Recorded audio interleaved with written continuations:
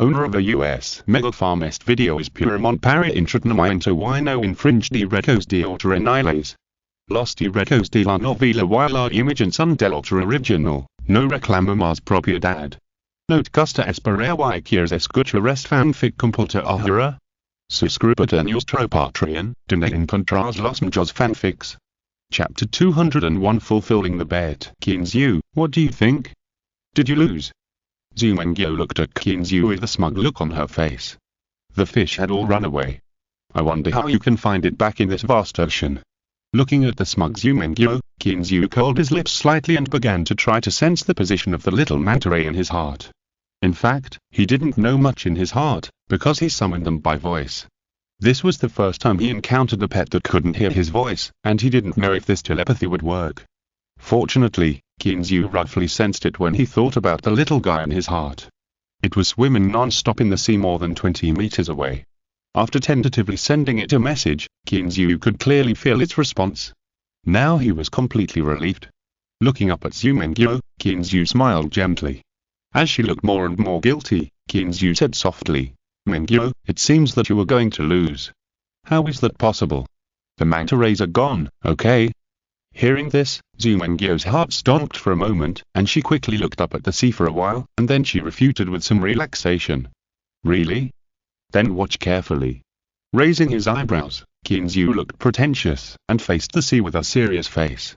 Then he opened his hands, as if embracing the sea, while muttering something in his mouth, and whispering something. "Here it comes, Mengyo, watch carefully."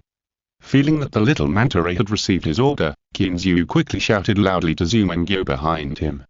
Zumengyo, who was concentrating on looking at Kinzu, was startled. Before she could say anything, she saw a sudden bang on the sea, and water splashed everywhere. Then, in her stunned expression, the silvery white little manta ray broke out of the water, glided perfectly in the air, and fell into the vast sea with a glop. This is a coincidence. Yes, this must be a coincidence. Looking at the little manta ray that disappeared from sight again, Zumengyo argued feebly, but she didn't even believe what she said. Really? If that was a coincidence, then what about this? Kinzu ignored Zumengyo's sophistry and gently stroked the silvery white back of the little manta ray in the sea in her unbelievable eyes. How is it possible? Reaching out her white and tender little hand and gently grabbing her hair, Zumengyo felt that her whole body was messed up in the wind. Who could tell her what was going on? Gently patting the little guy's silver white back, Kinzu signaled it to move freely, then looked at the somewhat confused Zumengyo next to him, and said with a smug smile, How is it impossible, Mengyo? Now you lose. If you lose, you'll lose. Let's go back." Coming back to her senses from the confusion, looking at Kinzu's smug face, Zumengyo's face flushed slightly, and she turned around and wanted to slip away. "No, we made a bet. We have to accept the loss." Kinzu was a little anxious when he saw it. "What's wrong? Have you forgotten the bet so quickly?" "What bet? Have we made a bet?" Zumengyo kept walking, her tone a little panicked. "This is over. That bad guy won't force it, right? However, there is a saying that he will do whatever he wants." Kinzu was a little anxious when he heard Zumengyo's words. This girl is trying to default on her debt. This behavior is shameful, and must be resolutely strangled. So Kinzu didn't care about anything else. He rubbed his hands casually on his expensive Gucci t-shirt, ran 2 steps quickly, and grabbed the white and tender arm of Zumengyo who wanted to slip away. Being suddenly attacked, Zumengyo screamed in fear, turned her head and looked at Kinzu's face so close, which was so determined. Seeing that she couldn't slip away, Zumengyo asked weakly, Kinzu, what do you want to do?" Looking at Zumengyo who was like a frightened little rabbit, Kinzu couldn't help but feel pity in his heart. However, thinking about the bet that was about to be won, Kinzu still hardened his heart, pretended to be wrong, and asked, "I don't want to do anything, but someone wants to default on the debt. What do you say we should do?" "Well, then okay, I promise you, but you let go of your hand first." Seeing that she couldn't escape by pretending to be pitiful, Zumengyo's dark and smart little eyes turned, and she pretended to be hesitant to agree. Seeing Zumengyo agreed so easily, Kinzu was a little suspicious. This was not the style of this girl. Hesitantly said, "Really? It's agreed that you can't run away after I let go."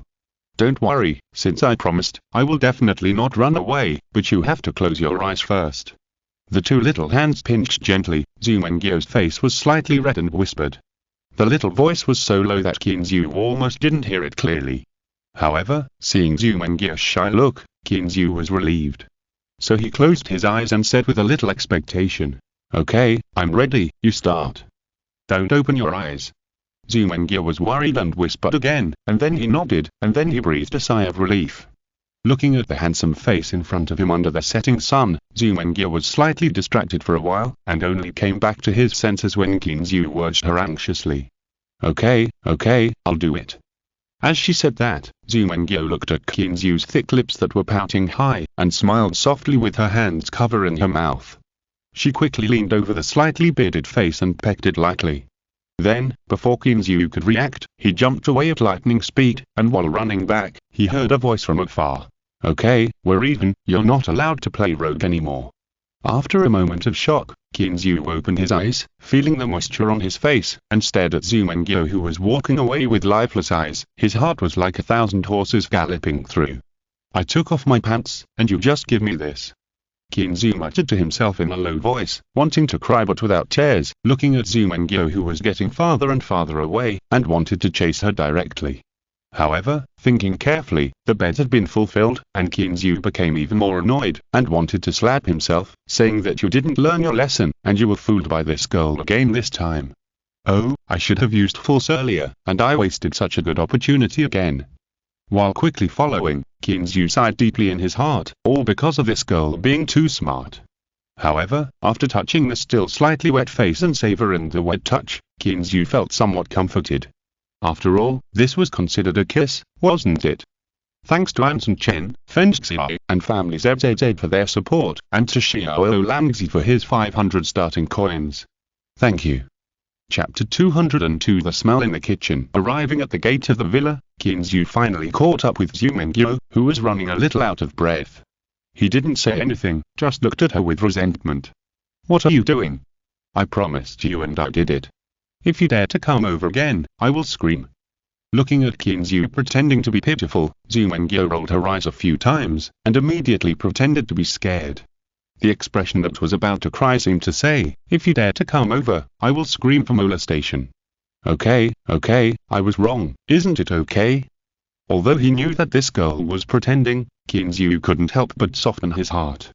There was no way, who made this girl look gentle as water by nature. As long as that expression was a little aggrieved, that kind of lovable temperament would immediately emanate, which made people want to tear the guy who bullied her into pieces. Seeing Kinzu's softness, Zhu Mengyo's face changed, and immediately returned to that gentle and watery look. She blinked mischievously and walked into the villa first. Alas, a headache girl. Kinzu sighed helplessly, shook his head, and followed into the villa. As soon as he entered, two little huskies ran over to greet him. The enthusiasm almost made Kinzu think he was dazzled. When did these two guys become so enthusiastic? Kinzu muttered in confusion and picked up Da Hectares and Xiao Hectares. He was about to praise them for being sensible. But he was shocked to find that their handsome dog heads kept twisting towards the kitchen, and from time to time they stretched out their pink little tongues and licked around their mouths. "You two little foodies." Smelling the appetizing fragrance in the air, Kinzu immediately understood and hit the two guys on the head. Being suddenly attacked, the two little guys turned their heads in confusion, and Da Hectares whimpered a few times in a low voice. The sound was pitiful and heartbreaking. Okay, I'm afraid of you. It's not time for dinner yet, why are you hungry?" Kinzu, who was a little bit angry because of the big husky, sighed helplessly, looked at Zhu Mengyo who was laughing beside him, and shrugged. "Mengyo, go see if there is anything delicious in the kitchen, and make some for our two little babies." "Okay, I'll go and see." The simple Zhu Mengyo didn't hear the little trap in Kinzu's work for a while. Looking at Kinzu who was holding two pure white little huskies and lying on the sofa with a helpless expression, she laughed twice and agreed readily. However, after walking a few steps, Zhu Mengyo realized that something was wrong. She turned around and rolled her eyes at Kinzu who was laughing on the sofa. This bad guy took advantage of him when he was not paying attention. With a light snort, Zhu Mengyo decided not to pay attention to this guy, and walked into the kitchen with her waist twisted.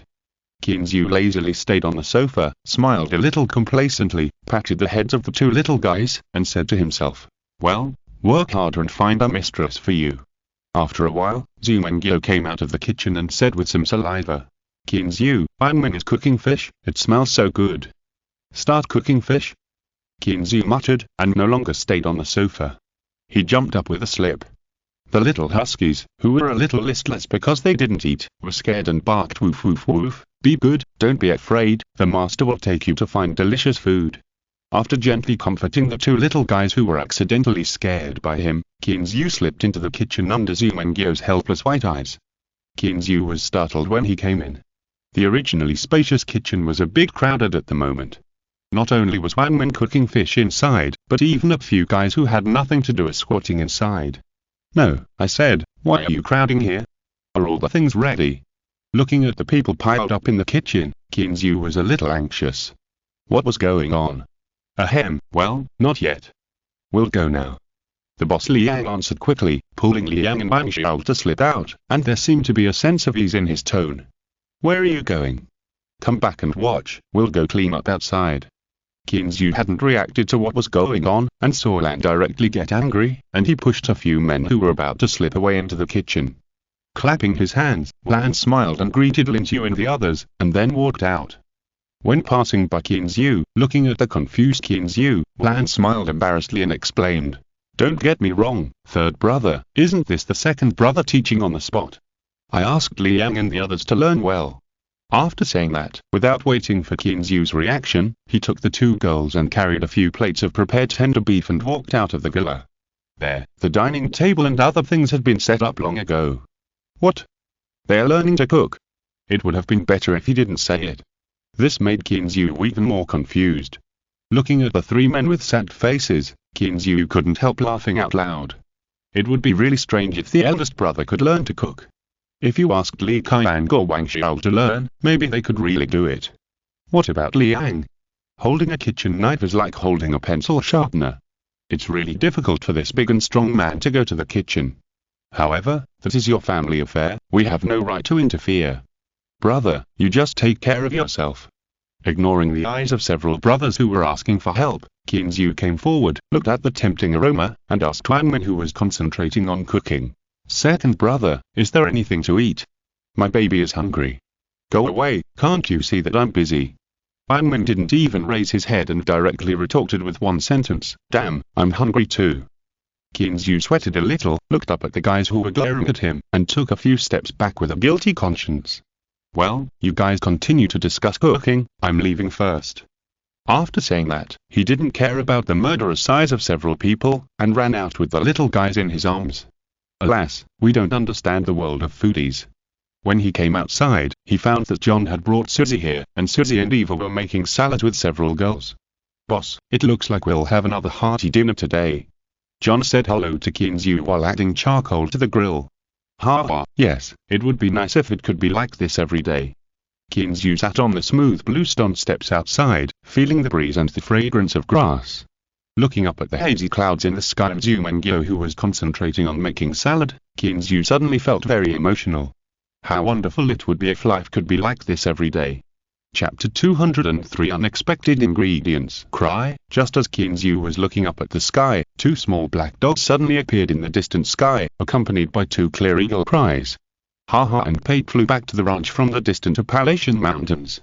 At this moment, the two black and white raptors soared together in the setting sun, as if they suddenly came alive from a beautiful painting, so beautiful and charming. Hey, Jerry, go get me the shoulder guard. He waved to little Jerry, who was chewing pine nuts on the palm tree. Kinzu pointed at the shoulder guard that Eva had placed on the porch, motioning it to go over and get it. Hearing the call of his master, little Jerry quickly hid the half-eaten pine nuts under a branch, and hopped to Kinzu's side. He thought it was time to eat, but he knew he was ordered to work as soon as he arrived. However, little Jerry was not a child who would complain. He sighed in disappointment, jumped and ran over, holding the cowhide shoulder guard in his little paw. John, who was standing next to him, was shocked by his relaxed look. He asked with some sigh, Boss, your little cutty is really strong. Have you tested it? No, why test it? I don't expect it to do anything anyway. Kinzu replied indifferently, took the cowhide shoulder guard handed over by little Jerry, and put it on leisurely. Okay, I'm just curious. John shrugged and continued to stare at little Jerry and the two brothers, Daha and Xiaohe, who were lying on the side honestly, with an excessive curiosity. Soon, Haha and Pape returned to the ranch, and each of them still had a prey in their claws. Bang! Bang! After circling in the air for a few times, Haha and Pape rushed down directly. With two dull sounds of heavy objects falling to the ground, the two birds of prey closed the distance again. Ah! Kinzu was just about to get up to collect the prey, when Surui, who was fine, suddenly screamed after realizing it. I say, Lawyer Su, what are you doing? Startled by the sudden cry, Kinzu looked at the frightened Surui with a smile. This girl, don't be scared silly, right? Kinzu, can you take care of this bird of yours? Don't rush down suddenly every time. It will scare people to death, okay? After calming down a little, Surui yelled at Kinzu in a rage. Okay, I'll remember to remind you next time. Looking at Surui who was about to go berserk, Kinzu agreed straightforwardly. At the same time, he stretched out the arm with the shoulder guard and signaled Haha to land. After Haha circled in the air for a few more circles, it gently landed on the cowhide's shoulder guard. Stroking the bird head, Kinzu took the two little followers behind him to check their harvest today. The first one was the one thrown down by Pape. It was a colorful chicken that looked extremely gorgeous. Kinzu held Haha in one hand, walked over and picked up the chicken to take a look, and found that the guy's neck was broken and it was dead. After weighing it for a while, Kinzu nodded with satisfaction. Wow, it weighs at least 5 or 6 pounds. It seems that we can have a good meal tonight. Kinzu, why is your eagle so obedient? Can it help you hunt? How did you do it?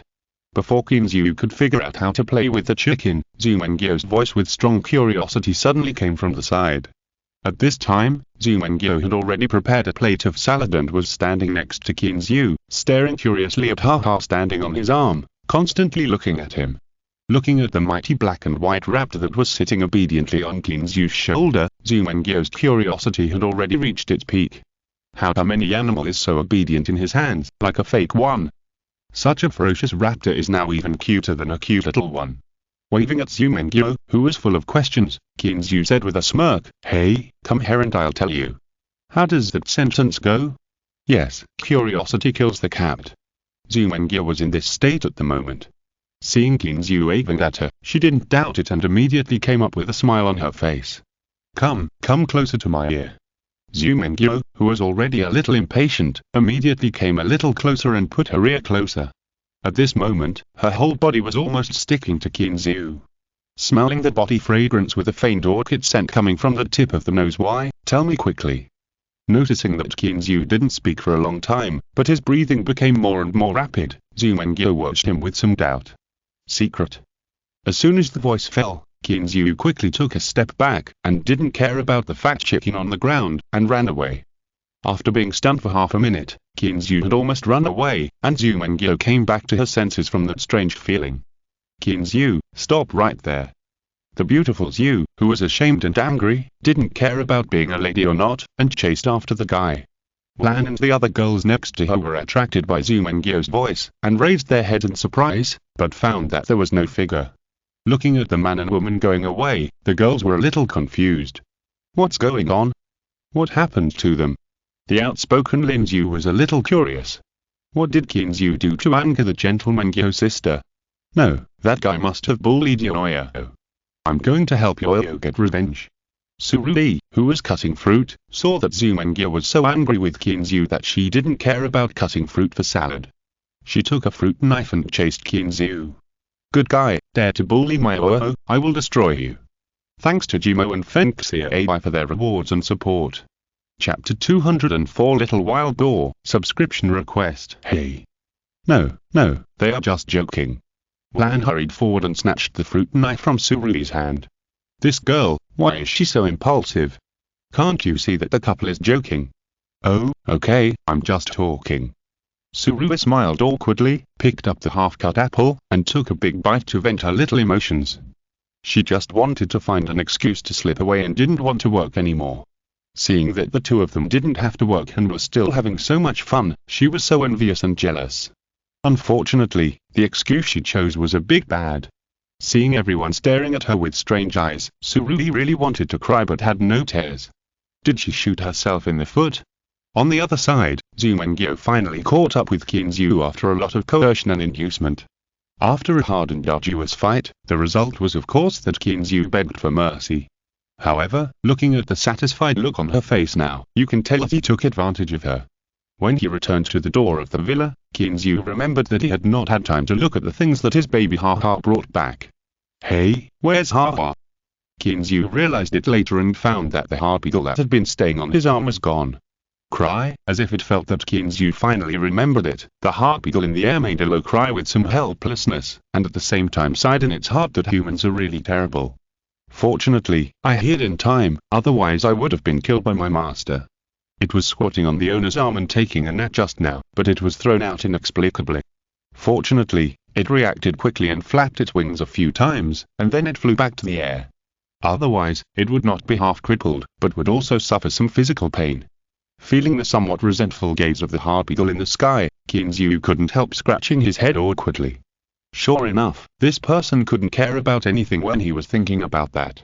Qinzu bowed to the aggrieved Haha in the air, and he didn't feel like letting this guy come down again. He ran over there in shame to see another delicious dish for today. When he arrived at the place where Haha had just thrown the prey, he found that it was empty. He scratched his head in astonishment. Did he remember it wrong? Qinzu, John took the things to clean them. Lan explained with a smile. He nodded with relief. I told him, how could he remember it wrong? After saying hello to Lan, Qinzu went to find John behind that villa. There was a place behind that villa that was specially used to clean these guys. Otherwise, if they were taken to the villa, the expensive carpet would be scrapped. Boss, Haha is really great. Come and see, what is this? John saw Qinzu coming over and pointed to a shiny thing in the pool that had been cleaned. What is this? Is this a piglet? Qinzu said uncertainly, staring at the creature that had been stripped of hair and looked like a piglet. Yes, this is a healthy little wild boar, weighing at least 50 to 60 kilograms. I didn't expect Haha to be able to hunt this guy. They are not so easy to hunt. With a sigh, John looked at the harpy eagle soaring in the air with some envy. Is it really a wild boar? There really is such a thing on our mountain.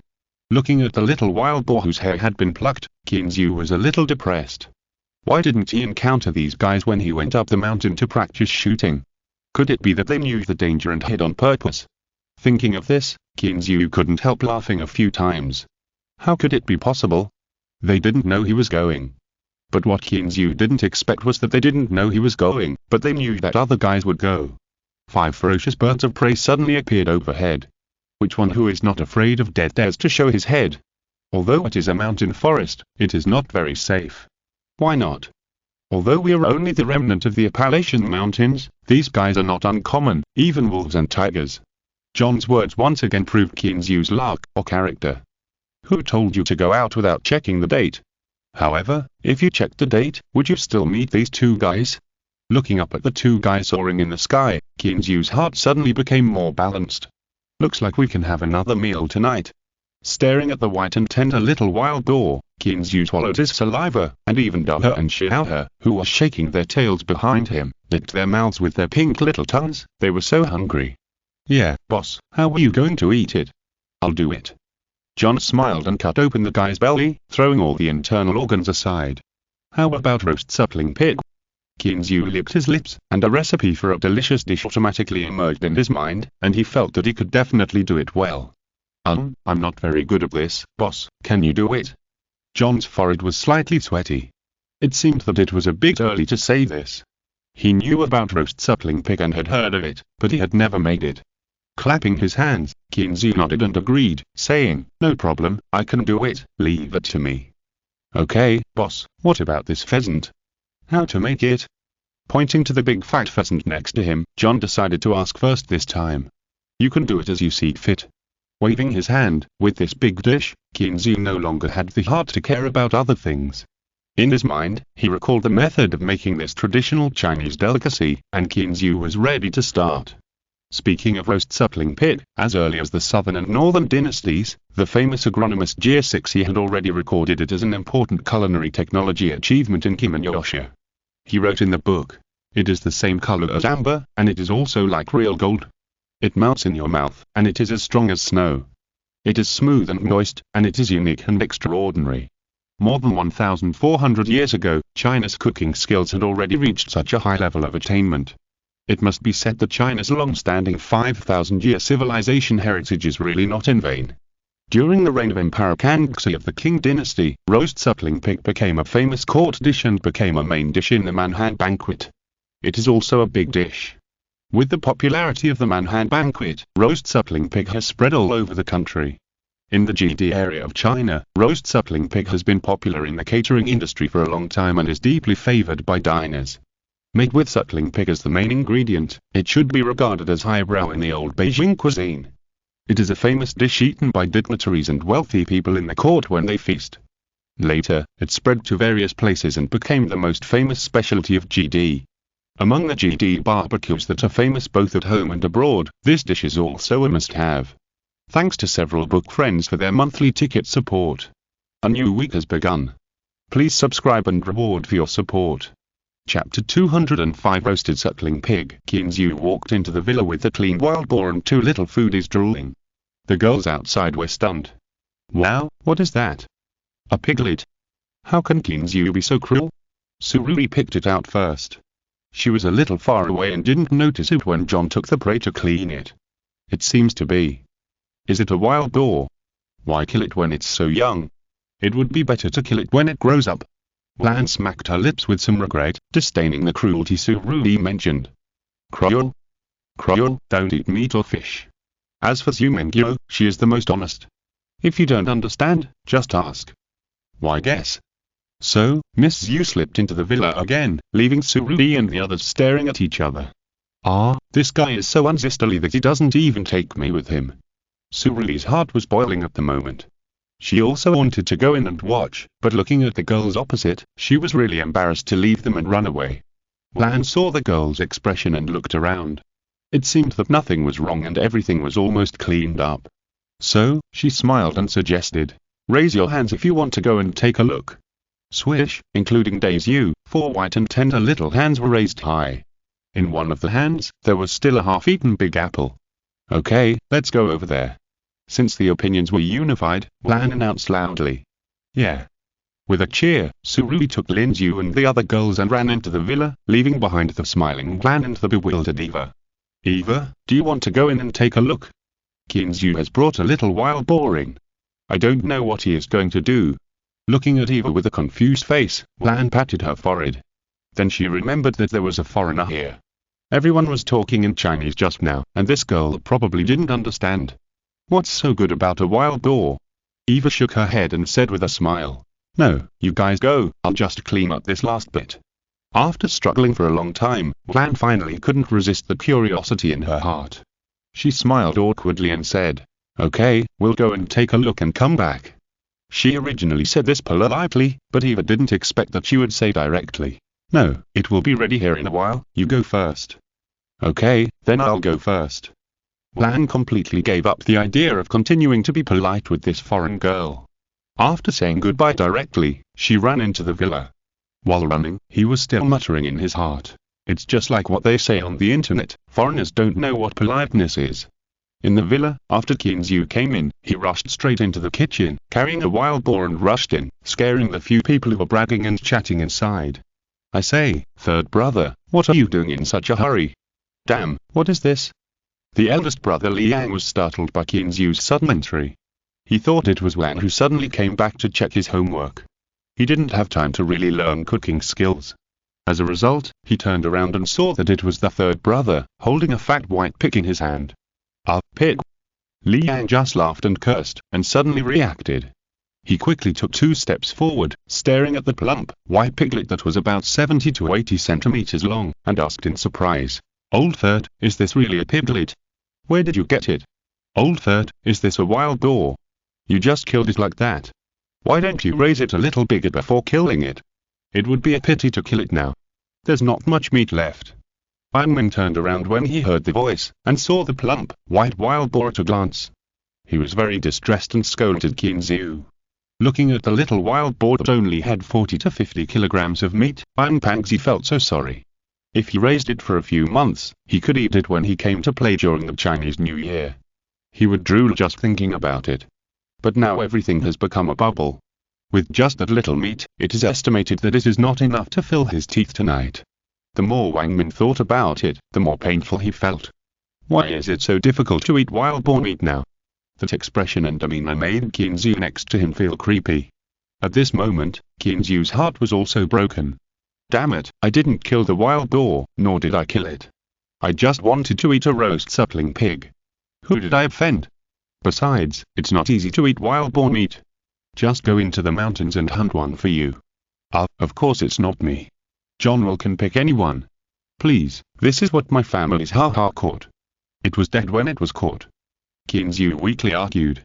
His aggrieved look made Zhu Mengyo, who just ran in, burst out laughing. Who is ha-ha? I'll go find him. Wang Min asked subconsciously before he recovered from the painful state.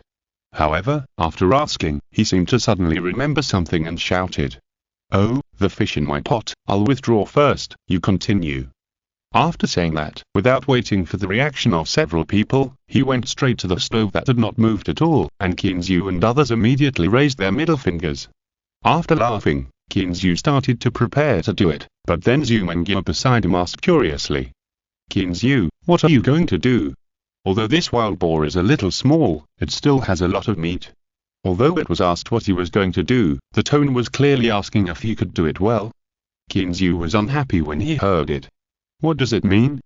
Are you looking down on me? Although I couldn't do it a few months ago, can't I still do it now? That's right, third brother, come on, leave it to me. I'll show you my skills.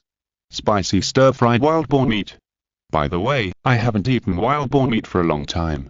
When he heard everyone discussing how to eat it, Wang Min couldn't sit still again, and didn't care about the fish in the pot. He came over again. Go away, leave this thing to me. I'll make you a roast suckling pig to try.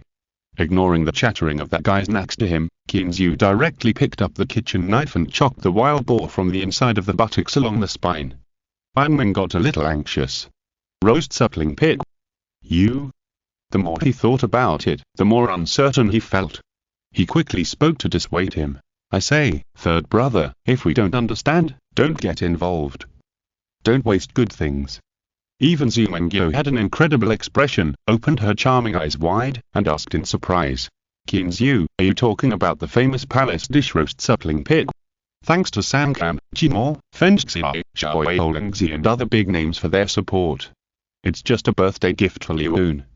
Today, Liu Un sadly discovered that it was my birthday yesterday. Alas, I forgot everything I wrote.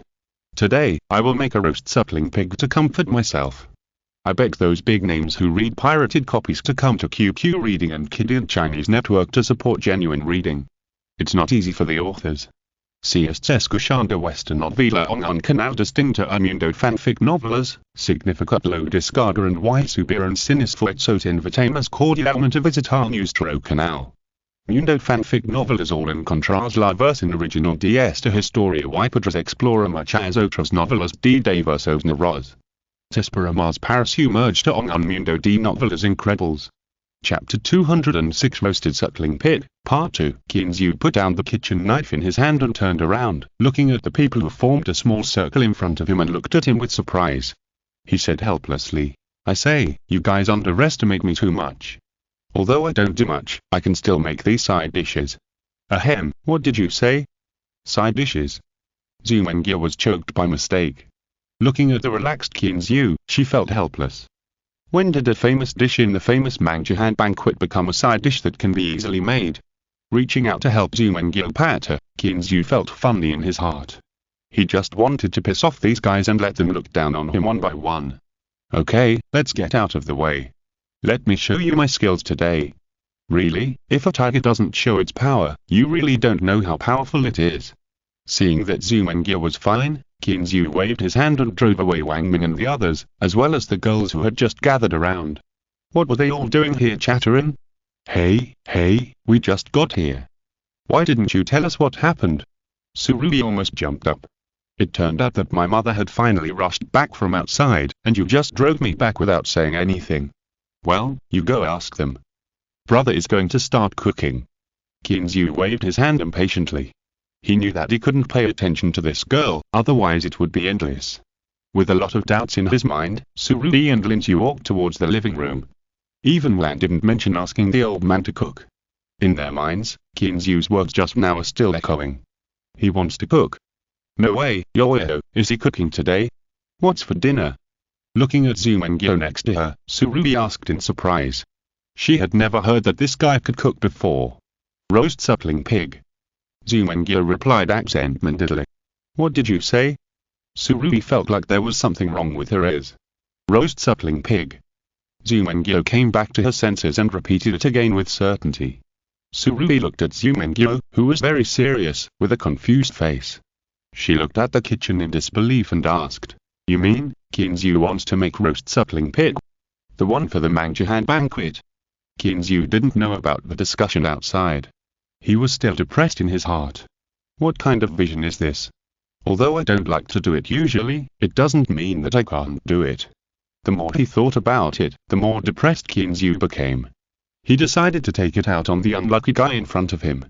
He turned the wild boar over, removed the lard on its body, removed 3 or 4 ribs from its chest, and took off the shoulder blade by the way.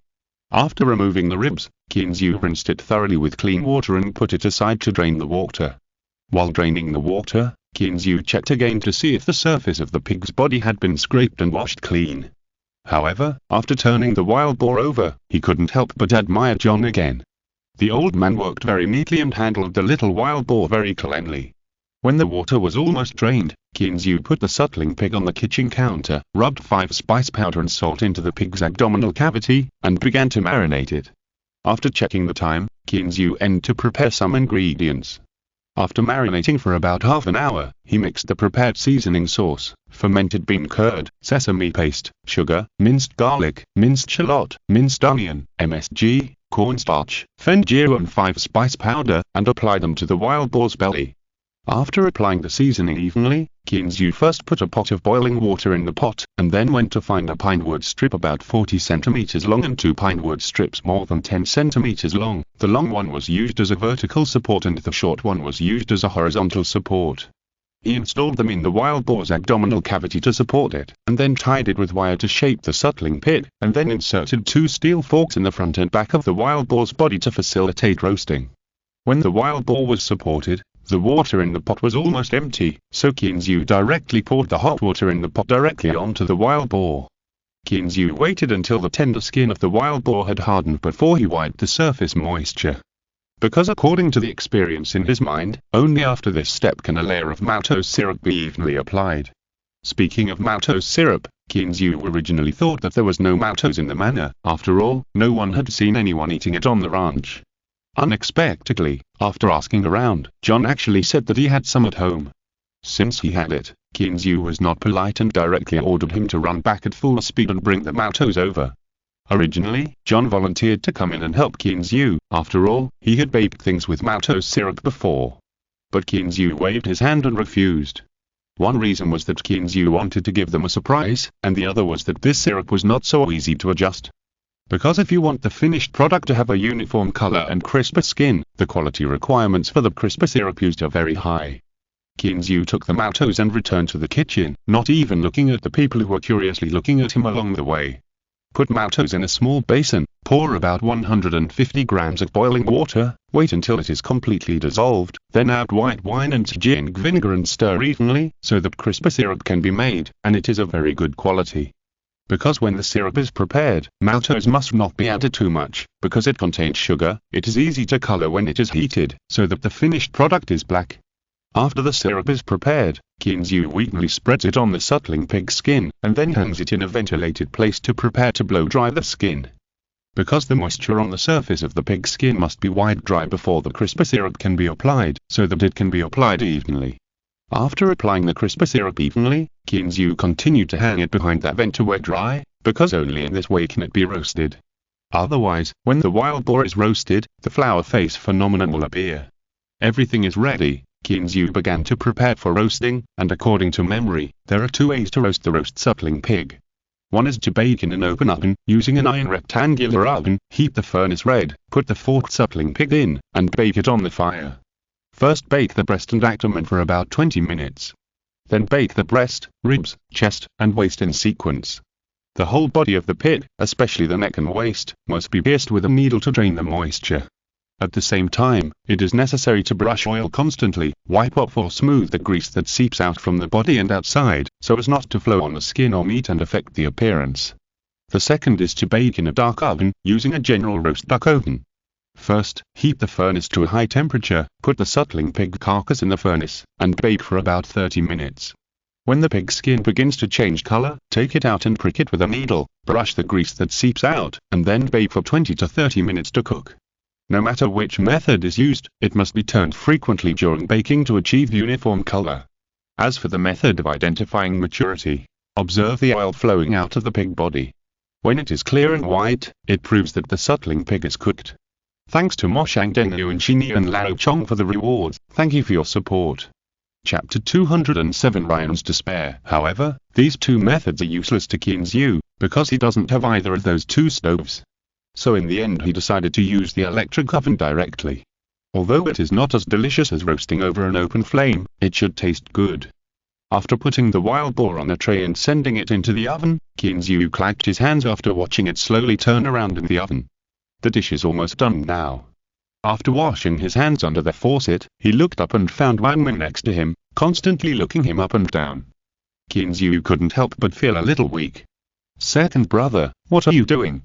TSK, good. Third brother, this technique is really decent. Tell me the truth, when did you learn to cook? Wang Min looked like he had discovered a new world, which made Qin Zhu a little depressed. Isn't it just cooking? What's wrong? Only fat people are allowed to do it. Ignoring this overly curious guy, Qin Zhu went directly to the living room. At this time, the living room was empty. There was only a North American red squirrel and two little huskies, looking at the kitchen pitifully. You guys, you don't eat meat, why do you want to learn from these two idiots? Qin Zhu walked over and picked up little Jerry, tapping its little head vigorously. After saying that, he looked at the two pitiful little guys and smiled and comforted them. Don't worry, you'll have food in a while. When Qin Zhu came outside the villa, he found that almost everyone had arrived. Several cowboys and fishermen in the ranch were greeting each other. Boss, almost everyone is here. John looked at Qin Zhu coming out, and kept turning the big pheasant in his hand while smiling and greeting. Qin Zhu bumped fists with several familiar cowboys, and then smiled and said, Then let's get started, everyone is free to do whatever they want. After saying that, he introduced Liang and the others to the cowboys, and they got to know each other. The atmosphere of the party was still very good, yes, really good. The cowboys and fishermen also gave face to Qin Zhu as the boss, and everyone came to toast with Liang and the others enthusiastically. However, the result was that two of them fell down before they had even eaten. Qin Zhu looked at Bang Xiao and Li Kaiang who were sleeping soundly, and shook his head helplessly. Alas, poor guys. Qin Zhu, they are too bullying, and you don't care about it. Lin Zhu next to him couldn't stand it anymore. Isn't this obviously bullying? Who can handle more than a dozen people coming together? They are just being hospitable, how can you care? Qin Zhu was also speechless. These guys. Humph, if you don't care, then watch me. Seeing Qin Zhu standing by and watching, Miss Lim got angry, rolled up her sleeves, picked up a bottle of red wine and went straight to Ryan, who was the one who took the lead just now. Ryan looked at the petite and cute Asian woman in front of him and shook his head. What a joke, getting a man drunk is a skill, but getting a woman drunk is just hooliganism. Hey, Ryan, they're looking for you to drink, why don't you take it?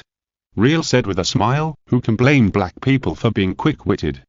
Qin Zhu looked at Ryan's pleading eyes, shrugged his shoulders, and gave him a look of blessing in return. Hey man, it's not that the boss doesn't want to save you, who made you get drunk by his follower. However, Ryan obviously didn't understand the meaning of Qin Zhu's eyes, and thought that Qin Zhu asked him to show mercy. Since the boss agreed, Ryan also changed a bottle of red wine. Just as he was about to find a glass, he was stopped by Lin Zhu. No, just drink from the bottle. After saying that, he ignored Ryan's stunned expression and raised his head to drink a few big gulps. The whole bottle of red wine was empty. Gong. After swallowing hard, Ryan looked at Lin Zhu, whose face was red and breathless, and felt a little bit trapped. This is red wine, not a drink. Although the alcohol content is not high, it is relative. Drink, hurry up.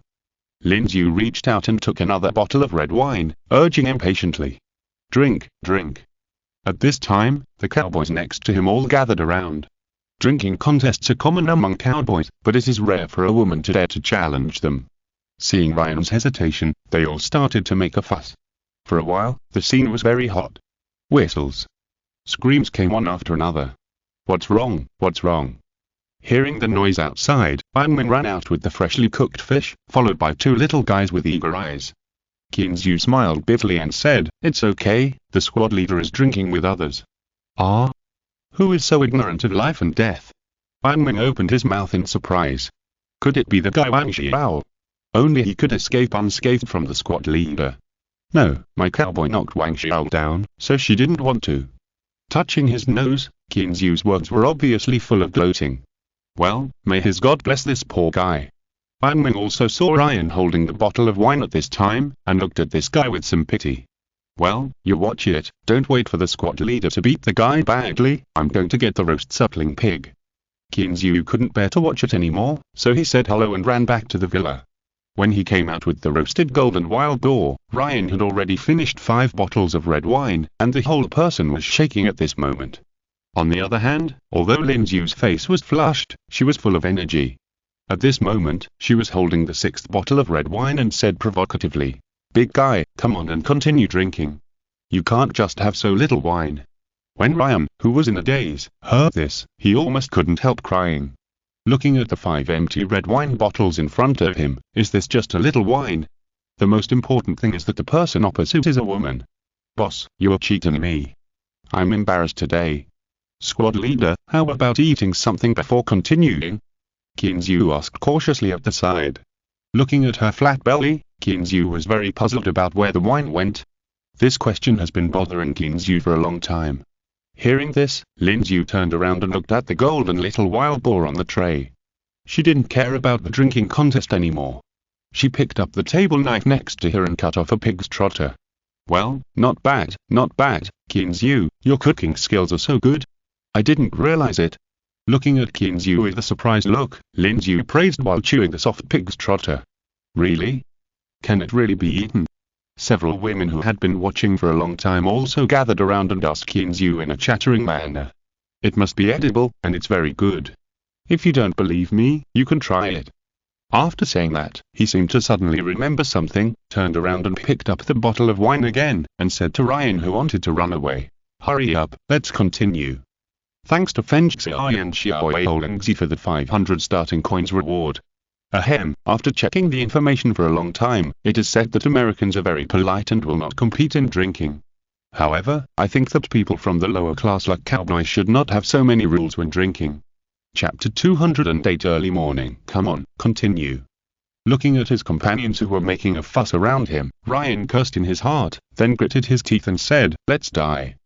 He raised his head and drank the red wine in his hand, and immediately received a round of cheers. Unfortunately, he didn't last for a few seconds, and he ran out with his mouth covered, looking for a place to vomit. Who told him to drink so quickly? Looking at the 2 people who decided the winner, Kinzu smiled and shook his head, and mourned for Ryan for 3 seconds. He would never raise his head in front of the cowboys in the future. "Come on, everyone, come and try it. Since the winner has been decided, it's time to eat to celebrate." Kinzu quickly called everyone to come and try it. Even the 2 little guys finally got what they wanted. At this moment, they were struggling with the 2 pieces of roasted wild boar meat in the rice bowl.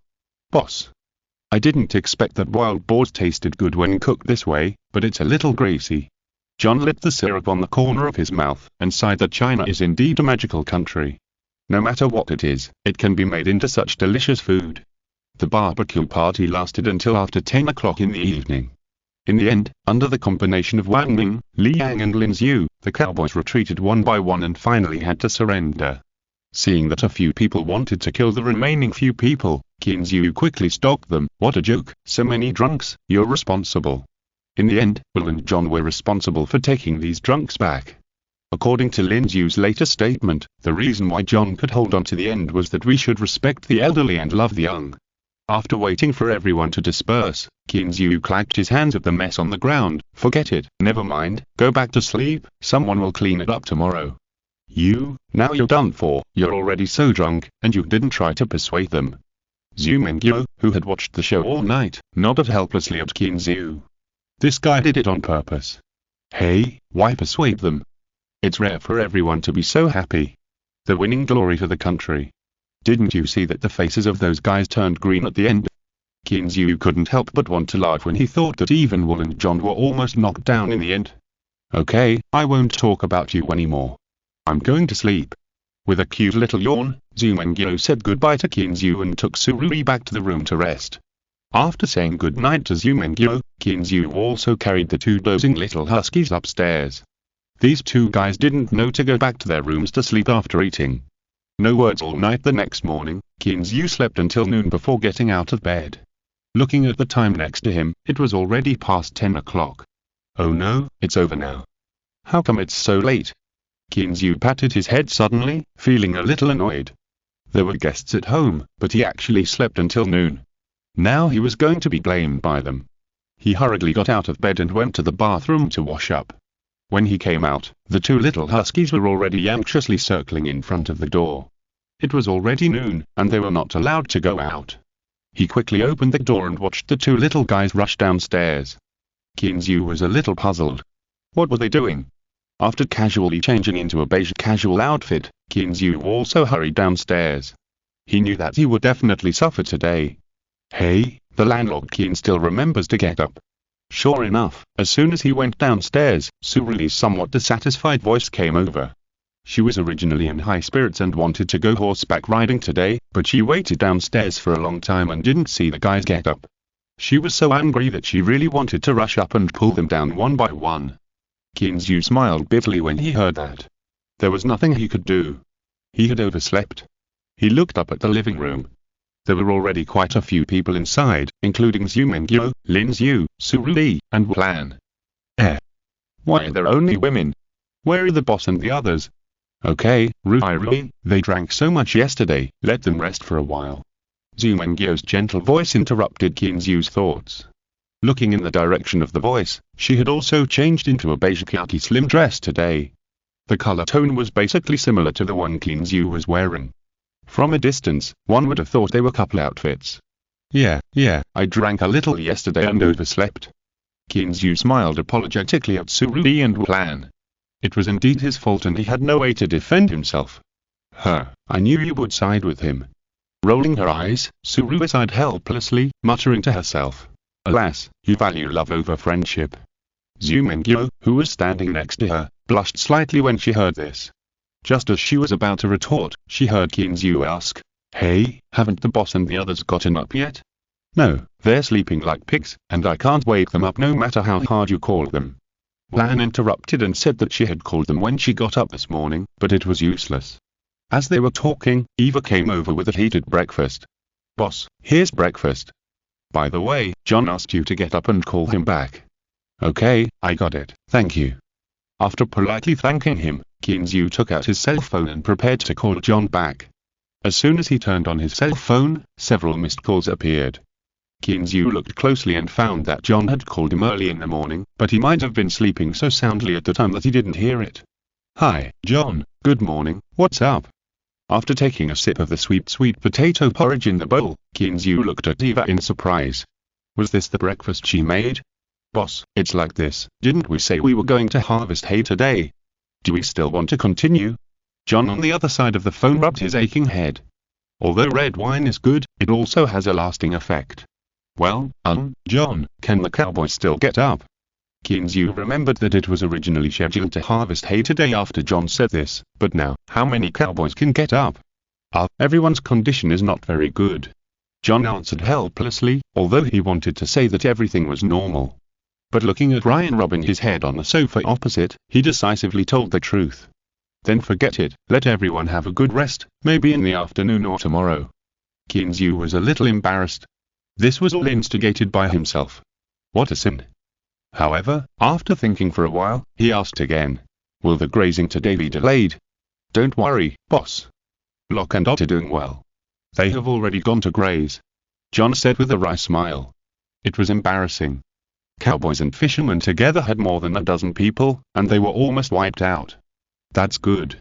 Let's do it this way for now. You can start when the situation is better. There's no rush.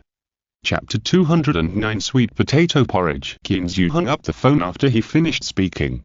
After putting the phone aside, he looked at the golden sweet potato porridge in the bowl with a hint of purple. He looked at Eva curiously and asked, "Hey, Eva, who made breakfast today?" "Great, where did these sweet potatoes come from?" "Boss, this is the breakfast made by Miss Zhu today. She said you like this kind of porridge." As for the sweet potatoes, they were picked from the vegetable garden. After Eva finished speaking, she looked at Kinzu strangely. How come he didn't know what he had grown? Kinzu sweated slightly. Did he grow sweet potatoes? It seems so. Well, regardless of whether he did or not, this porridge is really good. I didn't expect Zhu Mengyo to know that he likes this. Thinking of this, Kinzu looked at Zhu Mengyo next to him and said with a smile, "Mengyo, how did you find this sweet potato?" "I passed by the place when I went out for a run this morning. I didn't expect it was your vegetable garden. I went in to take a look out of curiosity and saw the sweet potato inside." Zhu Mengyo smiled softly and said, and then asked curiously, "By the way, Kinzu, how did you think of opening such a large vegetable garden? Can you eat so many vegetables? After all, some vegetables are seasonal vegetables, and they will get old after the season." It would be better if he didn't say it. As soon as he said this, Kinzu thought of how he felt when he saw the price of vegetables when he first came to the United States. He couldn't help but complain to the girls sitting on the sofa opposite. "You don't know, when I first came to the United States, I followed John to the supermarket to buy things to open a patient. Do you know how much tomatoes cost per pound in the supermarket?" "What? You're not going to tell us that it costs $1 per pound?" Surui just peeled a grape and was about to put it in her mouth. After hearing Kinzu's words, she replied with a smile. $1? Kinzu couldn't help but roll his eyes, stuffed a poached egg into his mouth, and said incoherently, $1? You can't even buy half a pound, and a pound of tomatoes is nearly $3. Ahem. Surui had just stuffed the grapes into her mouth, and was choked by Kinzu's words and sprayed them out. After several dry coughs, she finally calmed down the stiffness in her chest. She raised her head in disbelief and asked, "What did you say? Did I hear it right? A pound of tomatoes is $3? You heard it right, yes, $3. Lettuce is more expensive than beef in China." Kinzu glanced at the girl lightly. Was she scared? No way. Is that true? Zhu Mengyo also shook her head lightly, indicating that she couldn't believe it. You know, she also cooked for herself when she was in China, and she knew some of the prices in the supermarket. How could it be so exaggerated? That's right, Kinzu, don't try to fool me. How can it be so outrageous? If that's the case, then the beef here will be even more expensive. Who can afford it? Surui took a tissue and gently wiped the grape juice from the corner of her mouth. She shook her head very confidently to express her disbelief. If that's the case, then the American products are sold to ghosts. Who has the money to buy them? Don't disbelieve it. It's so expensive. I'll take you to Revere later and you can see for yourself. Kinzu first rejected Surui's counterattack very confidently, and then said, but the beef here is much cheaper than vegetables. A pound of similar beef in China is only $3 here. The women on the opposite side were silent. They looked at each other. Surui took out a mobile phone and started yelling, still muttering, HMPH, wait, I'll call and ask now. You want to fool me? No way. The call was connected soon, and then she began to whisper something to the other end, but her expression became more and more surprised. Kinzu ignored the girl. After finishing his breakfast, he looked at Zhu Mengyo across from him and asked with a smile, Mengyo, what are you going to do in the morning? How about taking you guys for a walk around the ranch? She nodded indifferently. Zhu Mengyo leaned against the sofa and stretched lazily. She smiled and said, I don't care. The key is that you have to treat them well. As she said that, she nodded at the girls next to her, meaning that everything should be based on them. Kinzu smiled knowingly, but there was some indescribable warmth in his heart. Although it was just a small concession, it also proved that she was always thinking about him. Just as she was about to say something, Surui on the other end hung up the phone and shouted in surprise. Unbelievable, too unbelievable, are Americans crazy? The prices here are too abnormal. Yeah, how come vegetables here are more expensive than beef, and compared to China, they are too expensive, right? Lin Zhu also had an eye-opening expression, and at the same time, she began to sympathize with the ordinary people in the United States. This is not eating vegetables, it's just eating meat. Kinzu looked at the expressions of the crowd and explained with a smile. Actually, this is normal. Who lets the United States have a small population, and there are far more people raising cattle than growing vegetables, plus vegetables have to go through layers of review before they can be put on the market. It's not like in China where you can just wash and sell them, so this situation is very normal. So, you just grow them for yourself. But aren't you growing too much? Surui tapped her chin with her finger, with an expression of sudden enlightenment, but thinking about Kinzu's several acres of vegetables, she still felt that it was a bit of a waste. Shrugging helplessly, Kinzu smiled bitterly and said, "Lawyer Su, I'm a small business after all, with more than 20 people, don't they want vegetables? You also provide them with vegetables. Do you charge for it? What money? This is provided by the ranch. Anyway, they are all grown by themselves. Whoever wants to eat it can come and prepare it." Surui opened her charming eyes wide in surprise. Is this guy crazy? He just said that the vegetables are expensive, and now they are free. Is it because the money is too much? Kinzu didn't know that he had been defined as the type of person with a lot of money in the girl's mind, otherwise he would be so angry that he would vomit blood. He looked up and looked upstairs again. None of these guys got up yet, so he smiled and said, "Let's go, I'll take you around the ranch and let you appreciate the customs of this exotic country." Okay, is that horseback riding? Linzu jumped for joy when she heard the words, but she still asked a question that she had been concerned about for a long time. You can ride a horse? Kinzu looked at the girl in surprise. He had never heard that she had learned it before. No. Shaking her head very simply, Linzu continued a little embarrassedly. Didn't you teach me? Okay, then can you ride a horse? Kinzu nodded helplessly, but still looked at the people next to him. At least someone who can ride a horse can do it. Chapter 210. Cattle on the ranch. I can. Surui raised her hand quickly after hearing that. She had learned to ride a horse with an equestrian coach at the horse farm. Anything else? Kinzu looked at Surui's excitement and almost understood. He asked again without giving up. Well, I can do it a little bit. Zumengyo replied a little embarrassedly. She really only knew a little bit. Although she also learned from an equestrian coach, why couldn't she learn it? Well, Kinzu had completely given up and said helplessly, "Then let's ride a bike for a while first, and then I will teach you how to ride a horse." Hey. Kinzu. I can ride a horse. Surui was a little happy on the side. She really can ride a horse. Well, Surui, you see no one can ride, it's too boring for you to ride alone, how about we ride a bike for a while first, and then we all ride horses together? Kinzu couldn't bear to hit the child directly, so he had to say something tactful. Okay, let's go. Thinking carefully, what Kinzu said did make sense. Surui had no choice but to curl her lips helplessly and said something weakly. After telling Eva, Kinzu prepared to take a few people to the garage. Before he even left the house, 2 little huskies and little Jerry followed him. Why? You want to go for a ride too? Then let's go together. As he said that, Kinzu lifted little Jerry onto his shoulders. As for the big and small huskies, he and Zumengyo each held one and went to the garage. When they arrived at the garage, Kinzu breathed a sigh of relief. The 4-wheel motorcycles were still inside. He was really afraid that John had taken them all to the living area. Wow, Kinzu, is this an all-terrain vehicle? Surui exclaimed excitedly when she saw the 4-wheel motorcycle in the garage, which was not new anymore.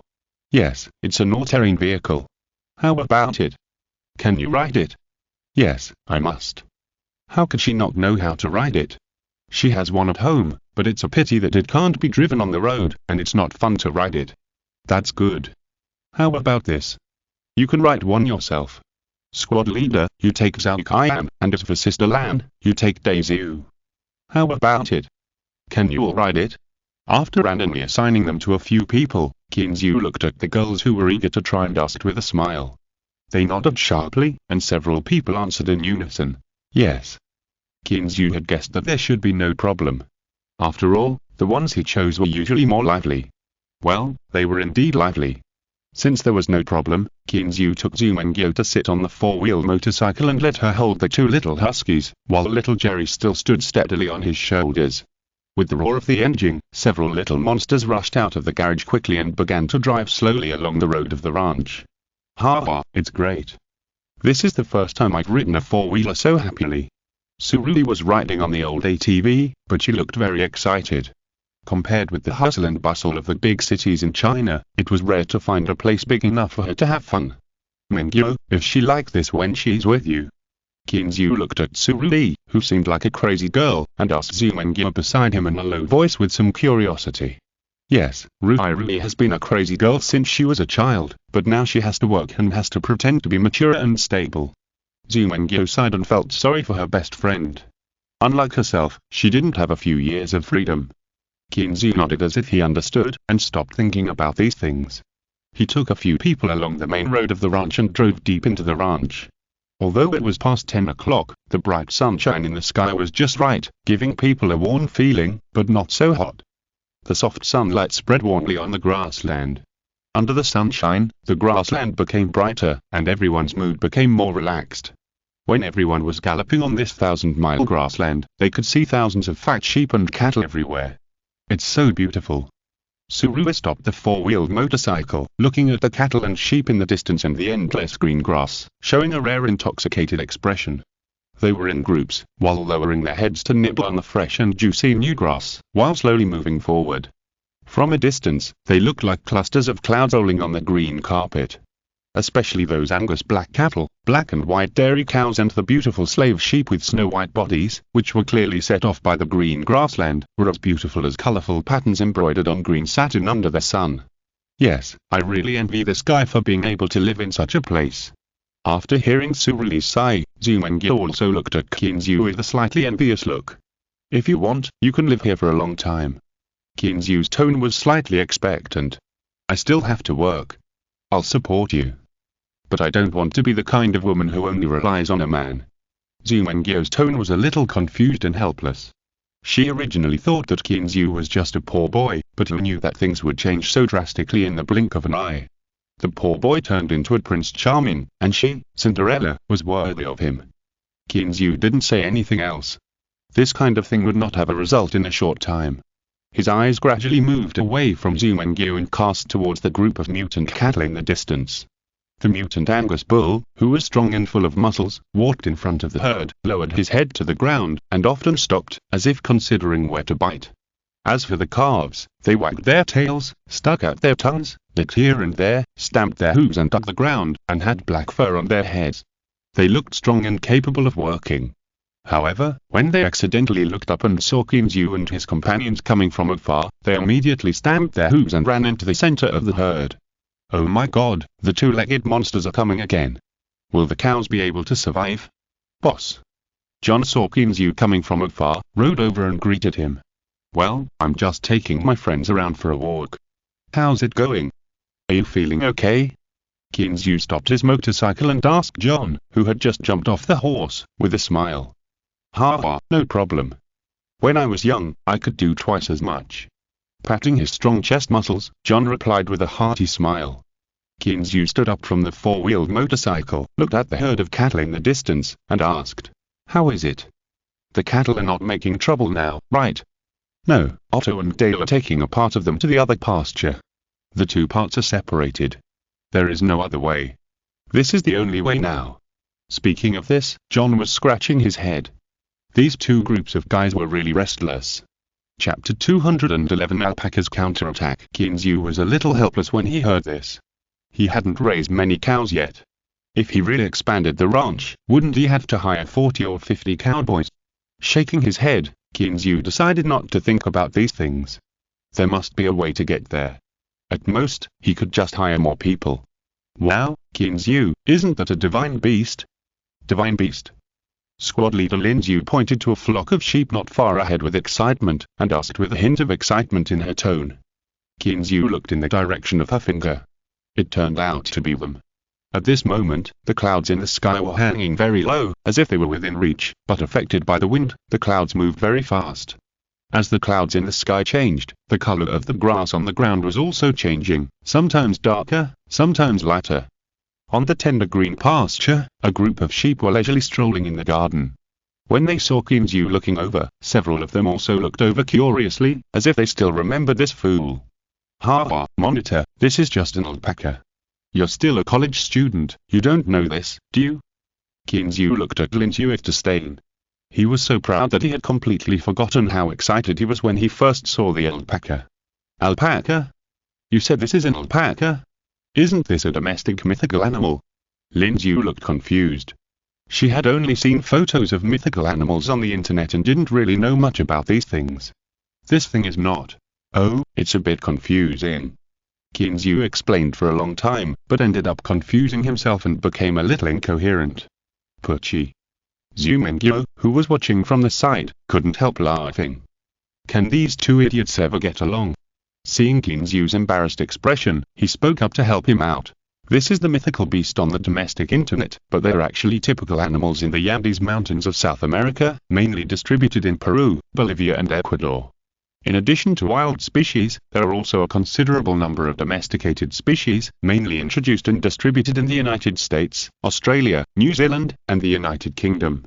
In fact, this was just a joke that the domestic mythology made it, but those savvy businessmen used this as a basis to hastily produce a large number of dolls and sell them on the internet. And the sales volume is still considerable. Later, according to the research of biologists, it was concluded that there is no such creature as, but some scholars have verified that Wowmud horse has a historical origin. The threads are so confusing that under the deliberate guidance of those who were interested, people can't tell the truth from the false. Later, there was the song made by netizens. This song of the, however, the prototype of the, its essence, is just an animal native to South America.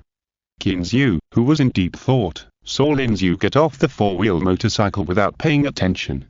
Accompanied by Lan and others, they ran towards the divine beasts excitedly. Squad leader, be careful. Qin Yu's heart was pounding. It was not that he was afraid that they would be in danger. After all, these guys were very docile.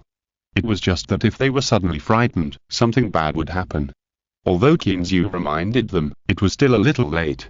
Hearing Qin Yu's call, Lin Yu had slowed down.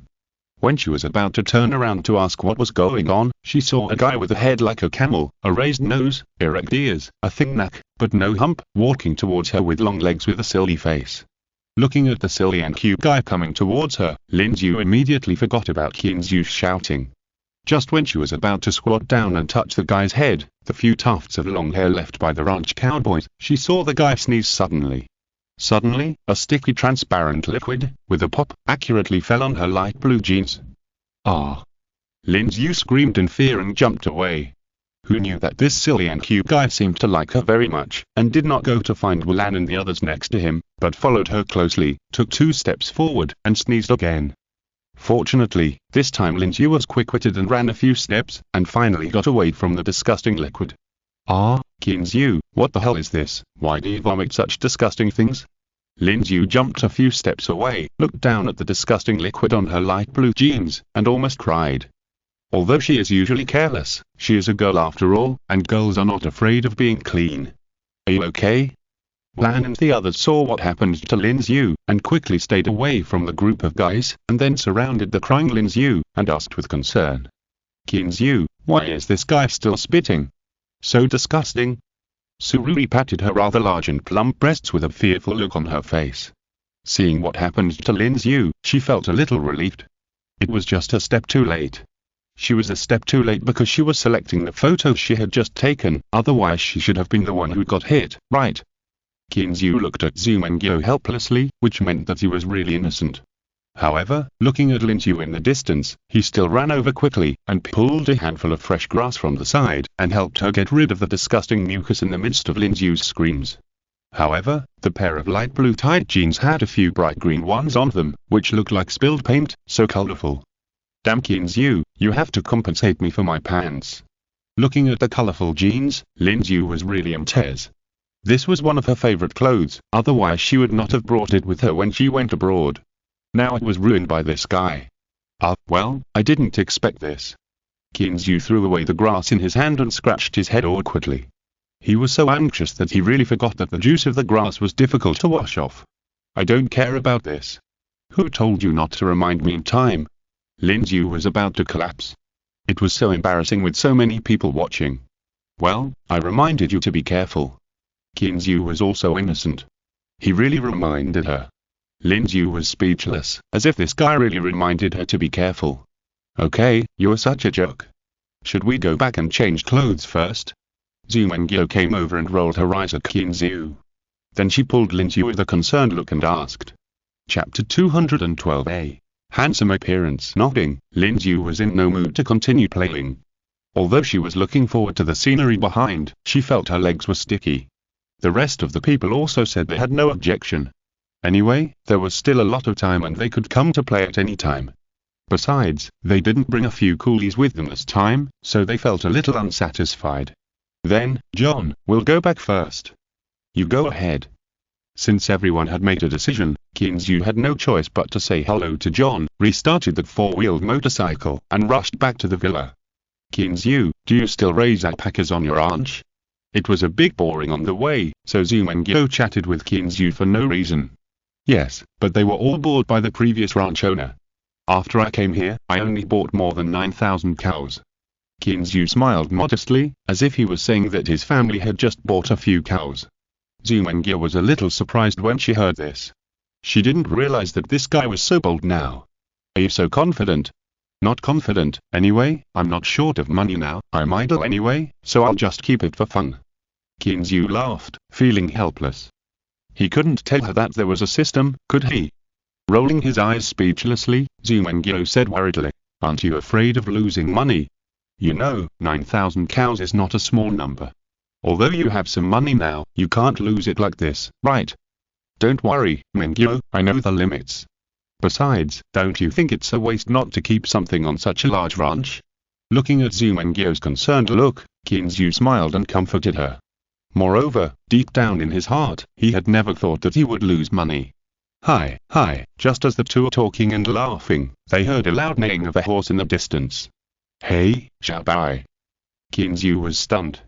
This was the voice of Xiaobai. Then he looked around and seemed to have run to the stable. Xiaobai? Are you saying this is your Arabian horse? Looking around with some curiosity, Zhu Mengyo also had some expectations. Yes, that's the sound of this guy.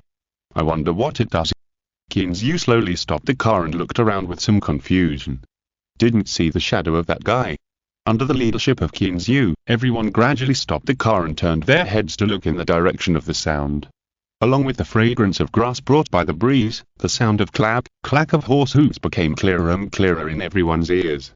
Looking up and looking around, I saw that the half-human high grass in front of the left was suddenly split in the middle, and a tall horse with a vigorous posture, a snow-white coat, and no stray hair jumped into everyone's eyes. This is a pure white tall horse, and the white hair on its body fluttered in the wind, just like a silver silk, shining. Every part of its body was matched so well, and every muscle showed strength, making it look so soft and so fit. At this moment, it was leading more than a dozen companions, with 4 hooves flying and graceful steps, galloping towards the crowd. The companions behind it also raised their heads proudly, shaking their graceful manes, and soaring over the grassland as wide as the sea in harmony with this grand melody. Shilulu, seeing Qin Zhu, Xiaobai excitedly neighed again, walked quickly to Qin Zhu's side, and kept rubbing his arm with his big head. Ha, good boy, did you miss me? Standing up from the four-wheeled motorcycle, Qin Zhu reached out and stroked the guy's big head. Looking at its excited look, he was really moved for a moment. Wow, what a beautiful horse! Qin Zhu. What kind of horse is this? Since seeing Xiaobai, Suruli's charming big eyes have been shining.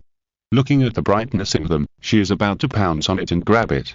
TSK, this is the Arabian horse, right? So beautiful. Before Qin Zhu could answer, Lin Zhu had already answered for him. She had seen Qin Zhu showing off in the group, so she knew he had such a horse. But she didn't expect that it looked more impactful and shocking in real life than in the photo. You know, it is one of only 3,000 in the world. An Arabian horse. And it's pure white. Surui opened her mouth in surprise. She felt that since she came to the ranch, no. It should be said that since she met Qin Zhu, more and more things have surprised her. Yes, an Arabian horse. I got this guy from a friend. While stroking its soft mane, Qin Zhu smiled and gave Surui a definite answer, with an indescribable smugness and pride in his tone. How is it possible? How could anyone be willing to sell it? Surui felt a little unbelievable. Although she didn't know much about horses, she knew from the horse's body shape and spirit that it was a very healthy horse. In addition, with its noble bloodline, how could anyone be willing to sell such a priceless treasure? Don't you know that this is a capitalist society? Is there anything that money can't buy? Qin Zhu laughed, using that loud laughter to cover up his guilty conscience, and then looked at Surui with contempt. That look was as much as it deserved a beating. You, gritting her teeth, Surui wanted to pounce on this hateful capitalist. Can everything be measured by money? But after thinking about it carefully, she sighed helplessly. In China, relationships may be more important than money, but abroad, it seems that money is indeed the most important thing. Qin Zhu, on the side, looked at the dozen or so tall horses behind Xiaobai, who were leisurely nibbling on the grass, and was a little surprised. Because he remembered that most of the horses in the ranch were American spotted horses, and these dozen or so quarter horses were basically of two colors. One was all satin black, and the other was all chestnut. Could it be that John had bought a new horse? Touching his chin, Qin Zhu felt that this was the only possibility. Qin Zhu, you send Lin Zhu back to change clothes, and we'll ride horses here, shall we? Surui looked at the snow-white Xiaobai with envy, her eyes rolled, and then she looked at Qin Zhu with a pitiful look. That expression made people unable to refuse. But Qin Zhu turned his head away, not looking at the pitiful expression, but said, "No, let's go back together, and we'll all ride horses together later. What if you fall down while riding by yourself?" Having said this, Qin Zhu paused, looked back at the disappointed women, and said helplessly, "Besides, aren't you going back to change clothes? You're riding horses in skirts." Thanks to Xiaoyou for the reward and support. Thank you. Si este escuchando esta novela en un canal distinto a Mundo Fanfic Novelas, significat lo descarga and y subir en esfuerzos invitamos cordialmente a visitar nuestro canal. Mundo Fanfic Novelas all encontrás la versión original de esta historia y podrás explorar muchas otras novelas de diversos narradores. Te esperamos para sumergirte en un mundo de novelas increíbles. Chapter 213 The Significance of Riding Boots. When they returned to the villa, the guys had already gotten up and were eating breakfast in the restaurant, complaining about headaches. "Are you still men? You're like this after just drinking so little?" Squad leader Lin, who was in a bad mood, immediately exploded when he saw this, and frightened the guys. Especially Wang Xiao, this guy could hardly lift his head. He remembered that he seemed to be the first to fall down yesterday. Seeing Lin Zhu twisting her little bar to go upstairs to change clothes, Li Yang dared to speak. He looked at Qin Zhu and said blankly, "Old third, what's wrong with the squad leader? Did you bully her?" Hearing this, Qin Zhu became anxious. "What a joke! I dared to bully her." He secretly glanced at Zhu Mengyo, and seeing that she didn't seem to think much, he glared at this guy fiercely. Said, "What are you kidding? You know her temper. Is she the type who gets bullied by others?" Li Yang smiled awkwardly, rubbed his aching head, and changed the subject. "Where did you go to play? You didn't even invite us." "We went for a walk around the ranch. The third brother said he wanted to teach us how to ride horses. Hurry up and change your clothes." Before Qin Zhu could speak, Lan took the initiative to take over the topic and urged this guy to change his clothes quickly. Seeing that several people were going upstairs in a hurry, Qin Zhu smiled and said to Zhu Mengyo beside him, "Mengyo, why don't you change your clothes? Are you going to wear a skirt?" As he said that, Qin Zhu glanced at her dress and seemed to remember something. The smile on his face gradually became weird. What are you looking at? When I came here, I thought it was too troublesome to carry luggage, so I brought a few dresses." He glared at this guy fiercely. As soon as he saw his smile, Zhu Mengyo knew that this guy must have bad intentions in his mind. "Is that so? That's really a bit troublesome." Hearing Zhu Mengyo say this, Qin Zhu finally understood why she didn't go into the house to change clothes that day. At the time, he naively thought that she didn't mind taking advantage of him. Thinking of this, Qin Zhu's face became a little hot, but it was really a bit troublesome. As if she could see Qin Zhu's worry, Zhu Mengyo sighed helplessly and said, "Forget it, I'll go see if there are any clothes that I really brought that I can wear. Let's make do with it for now, anyway, I'm not going out." Hearing Zhu Mengyo say this, Qin Zhu felt that this was a solution. Otherwise, everyone was riding horses there, and they couldn't just leave her there alone, right? Accompanying her upstairs, Qin Zhu also went back to the room to change into a light blue denim suit, and then changed into a pair of short boots, and then picked up the cowboy hat on the coat rack and walked out of the bedroom. When he came to the living room, he found that only Wang Xiao and Lao were there, and the rest of the people hadn't come out yet. Qin Zhu couldn't help but sigh that women were really troublesome. After shouting to the upstairs, Qin Zhu led the two to the outside of the villa. It was such a good day, so they couldn't stay in the house all the time. Picking up that cowhide dung guard under the porch, Kinzu put it on and said to the two people beside him with a smile, "Second brother, did you see that? Women are troublesome, so it's better to be single." Looking at the guy who said sarcastic words with contempt, Ironman looked back at the upstairs and said meaningfully, "So, it seems that someone has no idea about Zumengyo, then brother, I won't be polite. After all, that girl is also a big beauty of the school level." "Get out, second brother, haven't you heard a saying? A friend's wife should not be bullied." Kinzu was a little anxious. He was not worried that Zumengyo would fall in love with this guy, but if this word reached her ears, it would not be a good thing. "I know, but don't you plan to be single forever?" "What? Are you going to be a bachelor for the rest of your life and not let others find a partner?" With a smile, Ironman and Wang Xiao next to him high-fived. What a perfect victory. While the three were talking and laughing, several people in the villa came out one after another. Kinzu looked at his watch and was a little surprised. It was only a few minutes later. It was not like their usual style. But after thinking about it, Kinzu understood that it seemed that riding a horse was more attractive. When almost everyone came out, Zumengyo and Surui came late. Looking at the way they were dressed, Kinzu's eyes lit up. Her long brown hair was casually scattered behind her head, and a tight white t-shirt tightly wrapped her plump breasts, paired with a pair of dark blue tight jeans. Her graceful figure was highlighted to the fullest. Surui was still dressed like a perfect queen, which was completely inconsistent with her personality. "Kinzu, take us there quickly. I haven't been riding a horse for a long time." Of course, this was when she didn't speak. Looking at Surui's carefree look, Kinzu couldn't help but complain in his heart. If she didn't speak, she would be a perfect queen who could kill Otakus in seconds. Zumengyo next to her looked a little shy. She was used to wearing loose clothes, but she was not used to wearing Surui's tight clothes today. Her long black hair was casually scattered behind her head. She wore a slightly loose beige linen top and light blue tight jeans. This was a set of clothes that she had found at the bottom of Surui's suitcase after searching through all of her luggage. But even so, the linen top perfectly outlined her bust, which made Kinzu's eyes almost straight. "What are you looking at? Hurry up." Zumengyo couldn't help but said coquettishly, unable to bear Kinzu's fiery eyes. "Well, don't you have riding boots?" She wanted to change the subject casually, but after asking, Kinzu realized that these guys didn't seem to be wearing riding boots, but only wearing sneakers. "Ah? I have to wear riding boots? We didn't bring any." Looking at the sneakers on her feet, Zumengyo was a little dumbfounded. "Why didn't you tell me before coming?" Everyone also looked confused. Why not wear sneakers? Why wear riding boots in such a hot day? Patting his forehead, Kinzu was speechless. It seemed that he didn't remind them. Seeing everyone's confused faces, Kinzu explained. "You see, the grass on the ranch is relatively high, and the shortest is knee-high. If you don't wear riding boots, it's easy to get bitten by small insects or snakes on your ankles or calves." John told him this after he came to the ranch, so he basically wears riding boots whenever he goes out.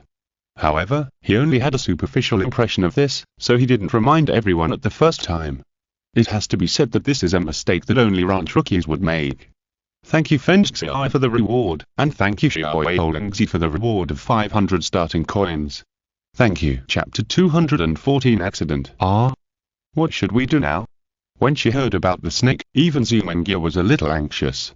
How many girls are not afraid of these guys? Kinzu was also a little helpless. What can he do? He doesn't have that many riding boots. Looking at Eva, who was pulled aside to be a coach, Kinzu asked, "Eva, do we have spare riding boots in the warehouse?" It seems that there are. When you bought a saddle last time, it seems that you bought a lot of it." Looking at the feet of everyone, Eva said uncertainly. Is there?" Kinzu was stunned when he heard it. When did he buy riding boots? I'll go and look for it. I'm not sure. With that, Eva went to the warehouse. You don't even remember whether you bought it or not." Zumengyo next to him couldn't stand it anymore. This guy didn't even know whether there were things in his ranch. Scratching his head, Kinzu was a little helpless. Didn't he just arrive at the time? Confused, all they knew was to write a check, not caring how much stuff they bought.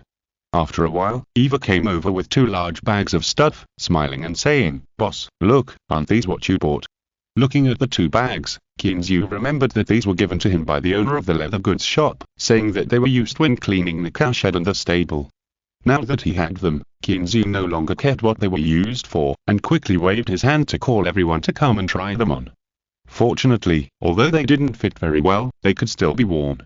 So Kinzu waved his hand, and the large group rushed to the stable. Halfway along the way, looking at the purple clover on both sides swaying gently in the breeze, everyone's mood suddenly emptied. Swoosh, raising his hand to his mouth, Kinzu suddenly blew a sharp whistle, startling everyone from their longing for the beautiful blue sky and white clouds. Cry! Before everyone had time to complain, a loud eagle cry resounded through the sky. Under the gaze of the crowd, Ha-Ha danced with its powerful wings, and floated down from the air, as if it was an elf fallen to the earth, and slowly landed on Kinzu's arm. Looking at the majestic happy eagle with envy, Bangman whispered beside him. Show off! Kinzu glanced at him, and felt secretly happy. Would I tell you that I did it on purpose? I let you show off just now, and you are still showing off now. After a while, several people dragged their high-top riding boots that didn't fit their feet and came to the pasture next to the stable. Xiaobao was now with its herd of horses, quietly nibbling on the grass, and snorting from time to time, as if swearing its dominance as the king of horses. Seeing Kinzu coming from a distance, Xiaobao shook his big head, and then happily stepped on his long legs and rushed over at a trot. Comb! Seeing this guy come in, Ha-Ha crowed softly as a greeting. Without Kinzu's knowledge, his pets had already gotten to know each other and got along pretty well.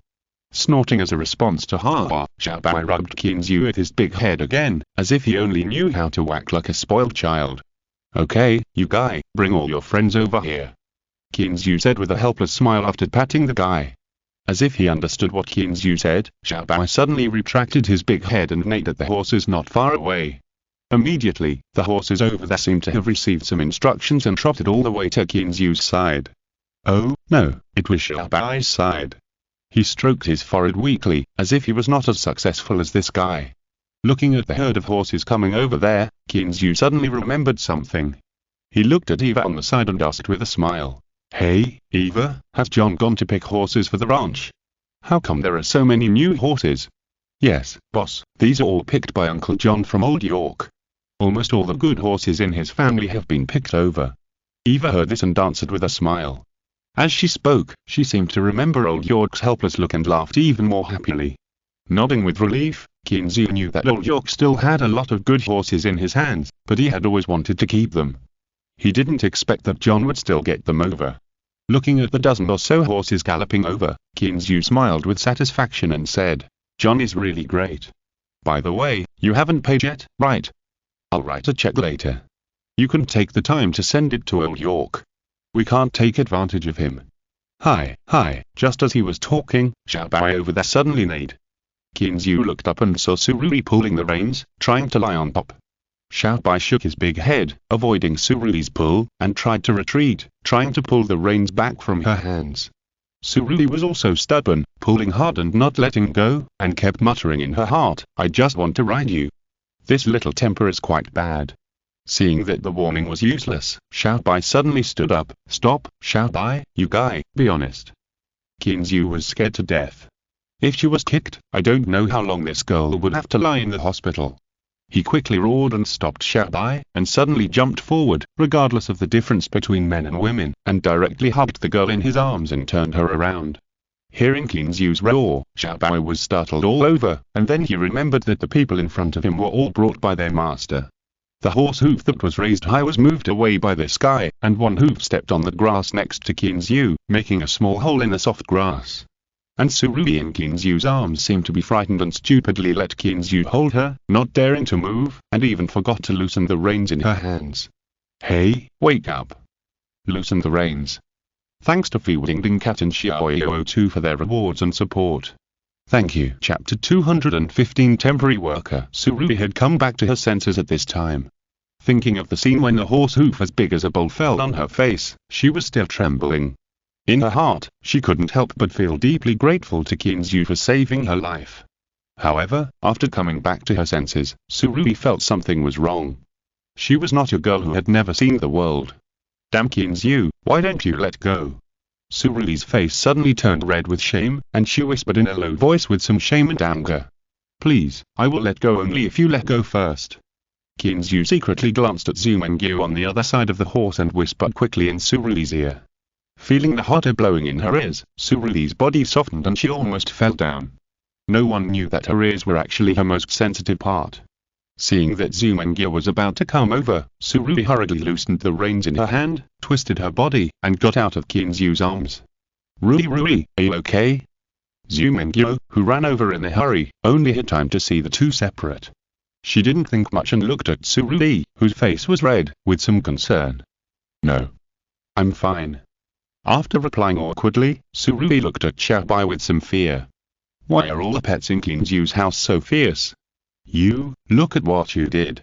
After pretending to scold Xiaobai, Kinzyu turned around and said a little embarrassedly, Suruli, I'm sorry, this guy has a bad temper. Did he hurt you? No.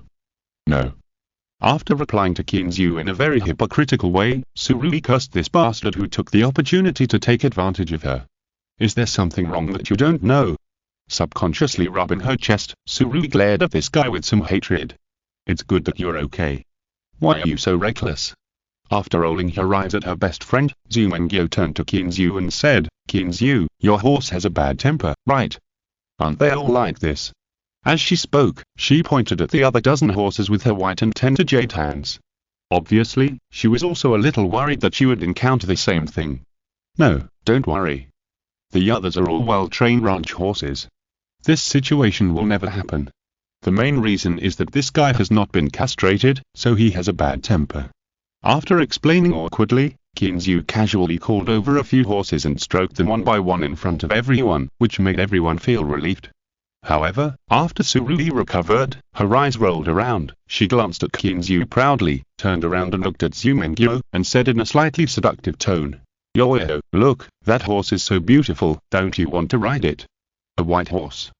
Well, don't you want to ride it?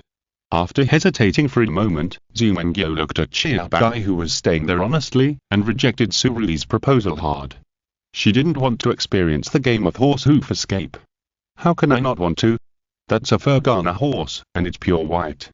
After being rejected, Suruli was not discouraged, and used a more seductive voice to attract Zumengyo's attention. She looked up at Kinzyu, and his eyes revealed all desire. Zumengyo was moved by Xiaobai's handsome appearance after all. Scratching his head, looking at Zumengyo's hopeful eyes, Kinzyu couldn't say the words of rejection. If it was someone else who wanted to ride, he would refuse without hesitation. Xiaobai, this guy, only he can ride. However, facing Zumengyo's pitiful eyes, he really couldn't say his refusal. Okay, I'll go and comfort it first. Shaking his head helplessly, Kinzyu finally gave in and turned towards Xiaobai who was playing on the spot. Seeing Kinzyu coming, Xiaobai's horse head, which couldn't be lifted up, stretched to the ground again, as if studying how the grass broke through the soil. You guy, you're honest now. After a laugh and scolding, Kinzyu leaned close to the guy's ear and told him his needs. The result, of course, disappointed Kinzyu very much. Xiaobai didn't even raise his head, as if he didn't hear it. Kinzyu was a little anxious now. He leaned down to the guy's ear and said in a slightly threatening voice, Listen to me, you guy, if you dare to delay me from picking up girls today, I will make sure you can't pick up girls for the rest of your life. Suddenly, Xiaobai was alert and raised his slightly twisted horse head to look at Kinzyu. Right. Is the master so cruel? Ignoring Xiaobai's begging eyes, Kinzyu's eyes were fixed on his important parts, as if he was ready to see where to cut. Shilulu, Xiaobai immediately made a desperate sound, and then stared at Kinzyu stubbornly for a long time. Is it almost time? Seeing Xiaobai surrender, Kinzyu happily asked Zumengyo to get on the horse, which frightened Xiaofo who was watching next to him.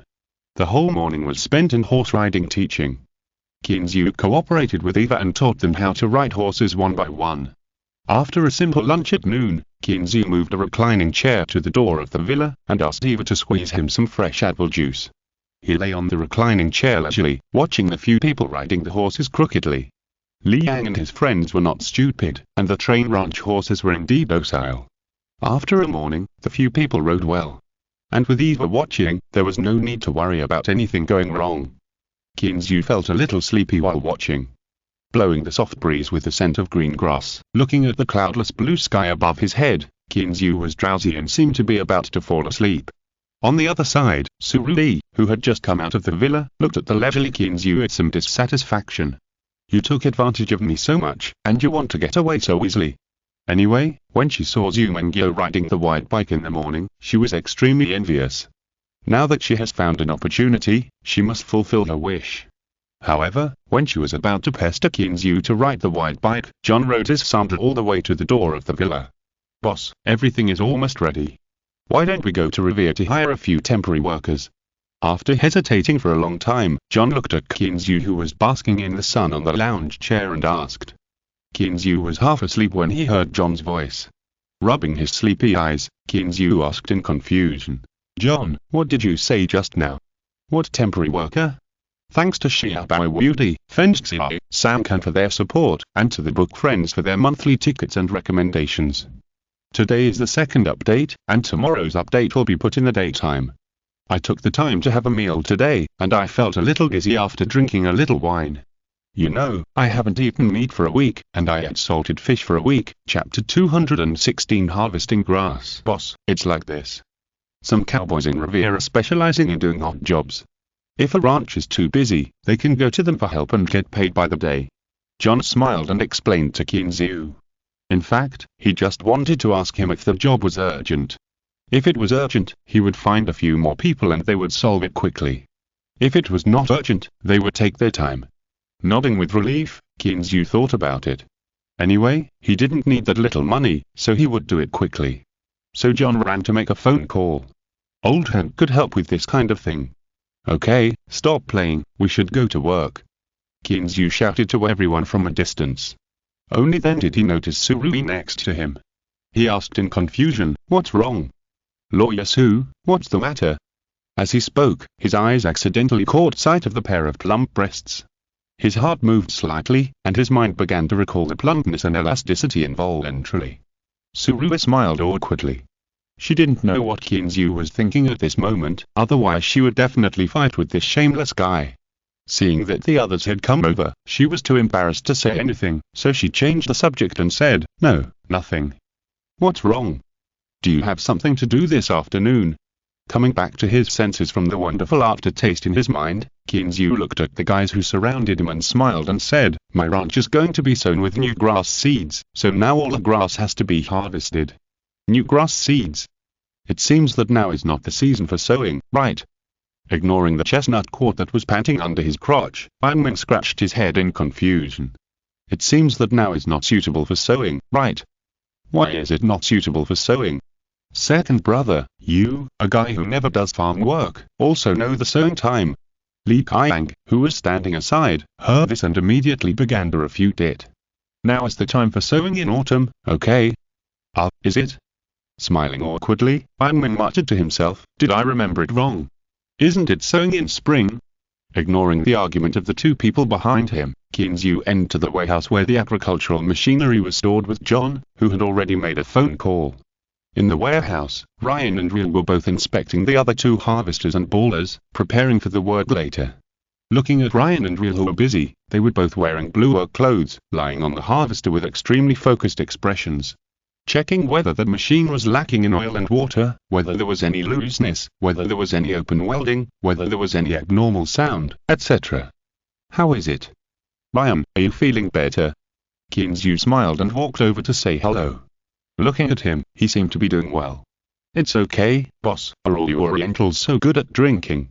Putting down the wrench in his hand, Ryan smiled bitterly and shrugged. The woman yesterday was really too scary. He still has a headache now. "Haha, you are lucky yesterday. You don't know that we used to have blackout when we drank with her." Seeing Ryan's shocked expression, Kinzu patted his shoulder in blue overalls and comforted him with a big laugh. "Blackout?" Ryan repeated this unfamiliar term in his mouth, looking at his boss in confusion. "What does this mean?" Patting his head, Kinzu felt a little powerless. There was no common language when communicating with foreigners. He had to explain helplessly. "This, blackout. It's a name for drunkenness in our country. It's the kind of thing that happens when you drink and the sky suddenly becomes bright, and then you find yourself sleeping in bed, and you have no memory of yesterday at all. Oh, God, this is terrible. How could this happen?" John, who was next to him, shook his head in fear. This sounded too terrible. "Yeah. How can you drink to this extent?" Ryan was also confused. "Can drinking really be like this?" Kinzu was just about to explain this problem to the two guys, so that they would not lose interest in drinking in the future. But Ruya, who was standing next to him, suddenly came over. "Boss, there should be no problem. I just dripped some lubricating oil into it, and the gears are running smoothly. Now pour the gasoline into the tank, and let's start the engine and see if it can move." As he said that, Ruya brought a bucket of gasoline from the side and poured it in. Then he climbed onto the harvester, sat on the driving position, and checked the oil pressure gauge, oil temperature gauge, and water temperature gauge. After confirming that everything was normal, he pressed first gear, second gear, third gear, and reverse gear to test the performance, turn left and right respectively, and check whether the steering mechanism and brakes are sensitive, and the clutch interlocking mechanism. Didn't you overhaul it last time? Why do you need to overhaul it again? Kinzu only reacted at this time. It was overhauled once a month ago. How could there be a problem? Well, these are the other two machines. John asked us to inspect them, saying they are for temporary workers. Looking at the few people with a blank face, Ruya's heart was beating fast. Would he do useless work? Boss, you don't think temporary workers will bring their own tools, do you? Seeing the puzzled look cast by Kinzu, John smiled and shrugged, stretched out his hand and patted the harvester next to him that looked a bit old, and continued. This machine is prepared for those guys. Those temporary workers will not drive the machine to work for us. Nodding suddenly, in this case, Kinzu said. Okay, let's set off first, John, you just wait here for a while, and when they come, you can let them drive over. Agreeing, Ryan and Ruya drove the other two harvesters out of the warehouse with a rumble, and the whole ground seemed to be shaking. The brothers Locke and Fed, who had just arrived, followed behind in their bowlers. They were responsible for bailing, and transportation was not a consideration for the time being. Oh my god, this thing is spectacular. Looking at the big guys that drove out of the warehouse one after another, the guys who rode over on horses were all curious. After all, they were people who had never done much farm work and rarely saw these guys. It was true. Just think about it and you will know. How many college students have done farm work now? Not to mention graduating and joining the workforce, there is no chance to do farm work. How do we get there? How about riding a horse? When the rumbling sound of the harvester gradually faded away, Liang pulled the reins, and the satin black cord under his crotch slowly walked over. Okay, but can you run? Kinzu smiled indifferently and pulled his attention back from his sigh. Of course it's no problem. Liang confidently squeezed the horse's belly and urged the horse to trot forward. Okay, let's ride on horseback. Looking at the black quarter, which actually trotted slowly under Liang's urging, Kinzu couldn't help but sigh in his heart that old York was really good at training horses. However, looking at the quarter horses under the crotch of several people, Kinzu found a problem. What should he ride? Turning his head, he saw that his own Xiaobao was being ridden by Zumengyo, walking slowly in front of the villa. Chapter 217 The Disappearance of Wang Ming. Kinzu came to Zumengyo with a wry smile on his face, rubbing his hands, looking at her expectantly, and said, Well, Mingyo, we are going to ride horses to the front, are you going? I'll go. What's the matter? Zumengyo, who was practicing horse riding with Suruli, didn't react to what Kinzu meant for a while. You're going, so how can I not go? So she answered casually. However, when she looked at Kinzu standing in front of her, smiling like a flower but not speaking, and then looked down at the white horse under her, she seemed to understand something. Well, we're leaving first, come here quickly. After saying that, Zumengyo glanced at Suruli next to her, gently pinched the horse's belly, and the little white guy ran away like the wind, leaving Kinzu alone in the wind. He still clearly remembered Kinzu's instructions to be obedient. Mr. Clean, you can take a rest. Let's go. Go. Suruli, who witnessed the whole process, sat on a chestnut quarter horse and laughed so hard that she shook her body. She even ignored the pair of plump breasts that were shaking and jumping. After greeting Kinzu with a smile, Suruli didn't even look at his stiff face. She squeezed the horse's belly, scolded softly with her cherry mouth, and ran after Zumengyo. Looking at the two girls going away with a painful face, Kinzu cursed Xiaobao in his heart. Why was he so ignorant? But they had already run far away, so he had no choice but to pick a quarter horse that looked relatively docile from the herd. You know, he just learned to ride a horse, and he couldn't control a fierce horse if he didn't tame it. A few strange clouds floated quietly in the blue sky, and there were some fruits on the tender green alfalfa, as if to prove the arrival of autumn. On the vast and rolling grassland, there were several majestic combine harvesters, harvesting the fresh alfalfa. John hired 5 temporary workers this time, and they took turns with Ryan and his men to drive the harvesters. This time, even the harvesters that were about to be scrapped in the ranch were put to use. 3 big guys about 5 or 6 meters high, and 2 small ones, a total of 5 harvesters plus 2 ballers, 7 steel behemoths were running around in the ranch, and even the cattle grazing outside were affected. Woof woof woof. The 2 little huskies were whirling around in the grass like crazy, barking at a place from time to time, as if they had found something interesting. Kinzu, you have another guest. Riding a snow-white Arabian horse, Zumengyo and Kinzu stood side by side, like a pair of golden boys and girls. It was just that Xiaobao was a little dishonest, always trying to drive away the quarter horse next to him, although he had the master sitting on him, but how could the king of horses be so easy to approach? Unfortunately, after Kinzu slapped him a few times, this guy could only helplessly let out an "ay," as if aggrieved, but also like a warning. Kinzu heard this and then raised his hand with confidence. Little guy, if you don't behave, I will beat you to death. I don't know if this guy is taking the opportunity to take revenge. Looking back, a Ford pickup truck slowly drove over on the ranch road. It was much smaller than his F750 and looked like the F450 of the Ford pickup series. After looking at the trailer hung on the back of the pickup truck, Kinzu knew who was coming. He got off the horse and said to Zumengyo beside him with a smile, "Well, my neighbor came and said that the hay was reserved for him." Sure enough, the pickup truck slowly stopped not far from Kinzu.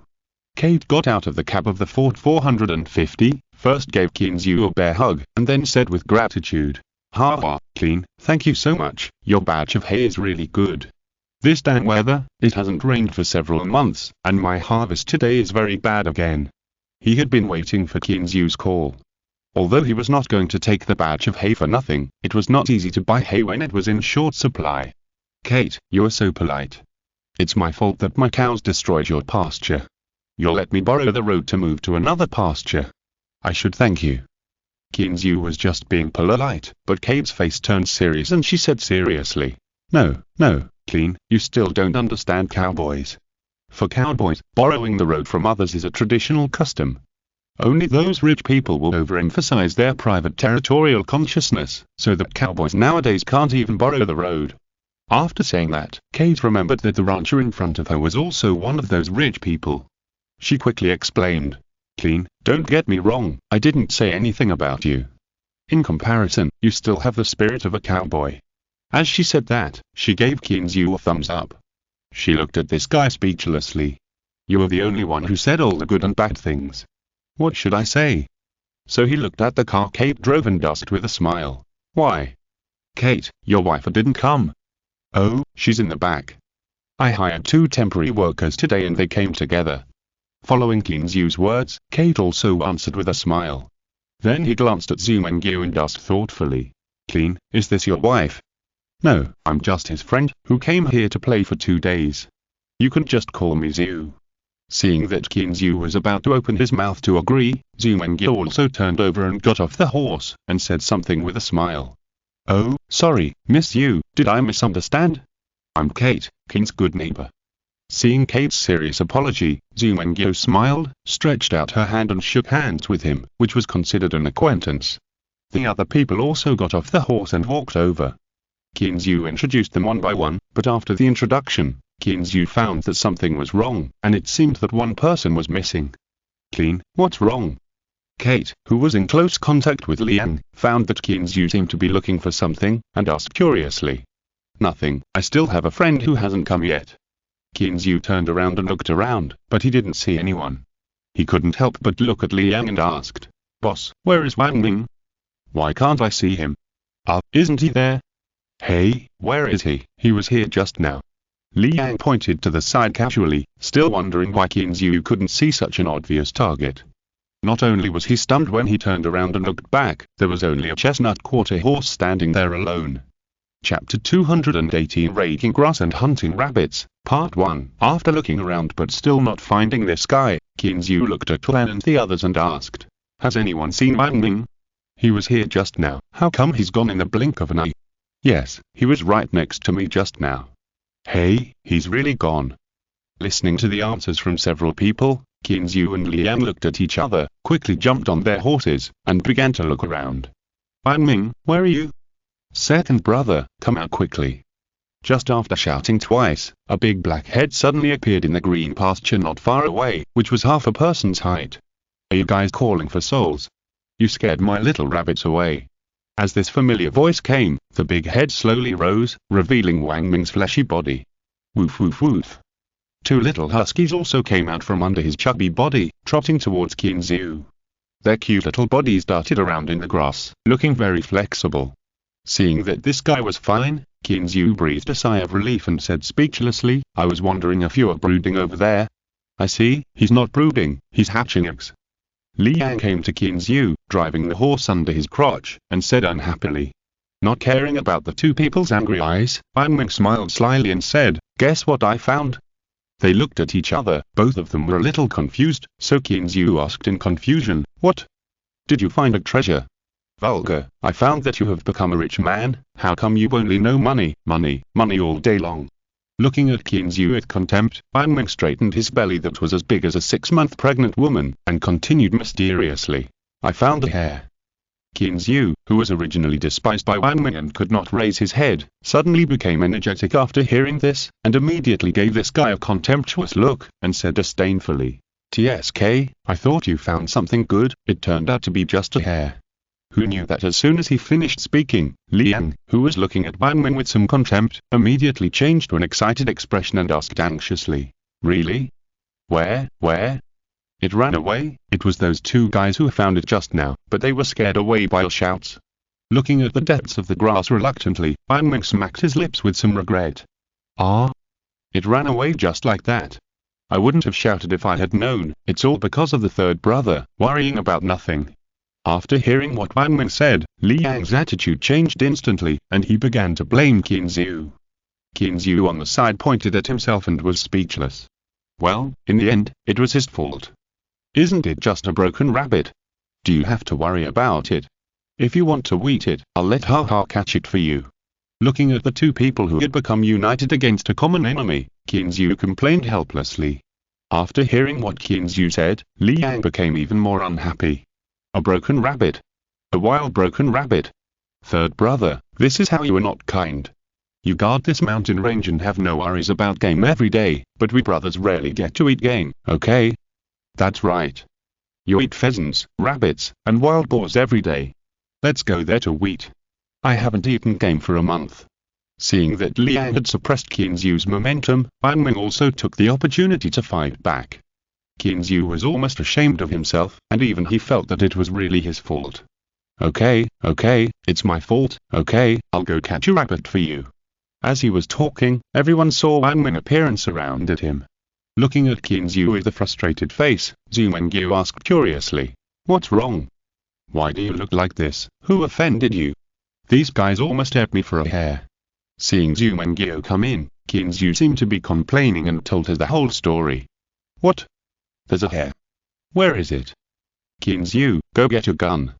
Instead of waiting for Zhu Mengyu's comfort, another little devil came. Seeing Surui's ferocious look, Qinzu almost fainted. Damn, my gun is a Remington, okay, can I use it to shoot rabbits? Hey, are there really rabbits? What made Qinzu want to vomit blood was that Zhu Mengyu was also curious and looked around, as if rabbits were more attractive than him. Well, Mengyu, shouldn't you care about me first? Qinzu asked weakly, looking at Zhu Mengyu with tears in his eyes. Aren't you fine? By the way, didn't you say you were going to catch rabbits? Looking at Qinzu in confusion, Zhu Mengyu smiled and asked back, why are they waiting for you to catch rabbits? I'll go right away. After saying that, Qinzu didn't even turn his head. Amid the laughter of the crowd, he turned his horse's head and rushed back with the two little huskies. Hey, Clean, where are you going? Kate, who was a little confused next to the Ford 450, shouted loudly. It's okay, you wait here for a while, I'll be back soon. After saying that, he squeezed the horse's belly hard, and the chestnut mare under his crotch suddenly jumped out like a sword. Qinzu was scared. He didn't expect this guy to have such strong explosive power. However, after just a few steps, Qinzu slapped his head suddenly. He was confused by that blow. Why was he so stupid? Shilulu. Thinking of this, Qinzu pulled up the reins fiercely, but because he used too much force, the beautiful mare under his crotch suddenly stood up, with its two front hooves raised high, and its beautiful mane fluttered in the wind. And in mid-air, the chestnut mare also made a somewhat rapid neighing sound, as if complaining to Qinzu, this guy, for being so startled. Qinzu was also frightened by its sudden movement, and held the saddle tightly with both hands, so that he was not thrown out by this guy. After settling down, Qinzu cursed in his heart, thinking that his Xiaobao was still the best, and he knew his own thoughts. He was a little uncomfortable with changing his mount. But after all, it was his own operating error, and he couldn't blame others, so after it stood still, Qinzu gently stroked the guy's back and slowly soothed it. Perhaps it was because of Qinzu's passive skill that had never worked. The animal affinity worked this time, and after just a few seconds, the chestnut mare under his crotch regained its composure. Everyone was attracted by the sudden neighing sound, and when they saw Qinzu rising up by human power, Zhu Mengyo's heart suddenly rose to her throat, and she hurriedly urged Xiaobai to run back. Zhu, don't go over there, it will more easily scare the horse, which will be even worse. Eva grabbed Xiaobai's reins and gently comforted Zhu Mengyo, although she was also frightened. But she was a cowboy after all, and knew that a horse that had just been frightened would easily be frightened again. Now Qinzu could only rely on himself to comfort the horse under his crotch. Liang and others heard it and thought it made sense. In addition, Qinzu had landed safely at this moment and was not hurt, so everyone watched from a distance. Thanks to Fengxiai and Mugu for their support. Thank you. Today is the third update, and an extra update for Jinkai Hall Master 6, Chapter 219 Raking Grass and Hunting Rabbits, Part 2. Please subscribe. Everyone was watching Qinzu comforting the frightened mount under his crotch, and they were also very curious about how this guy could suddenly become like this. However, what surprised everyone, especially Eva, was that after just a few seconds, the frightened mare under Qinzu's crotch returned to normal.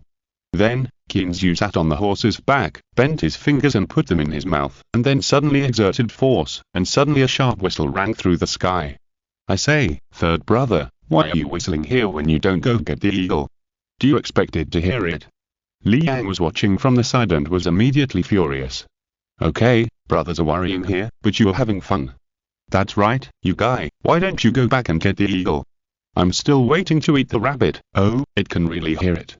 Before Wanmin finished speaking, he heard a loud eagle cry from afar in the blue sky.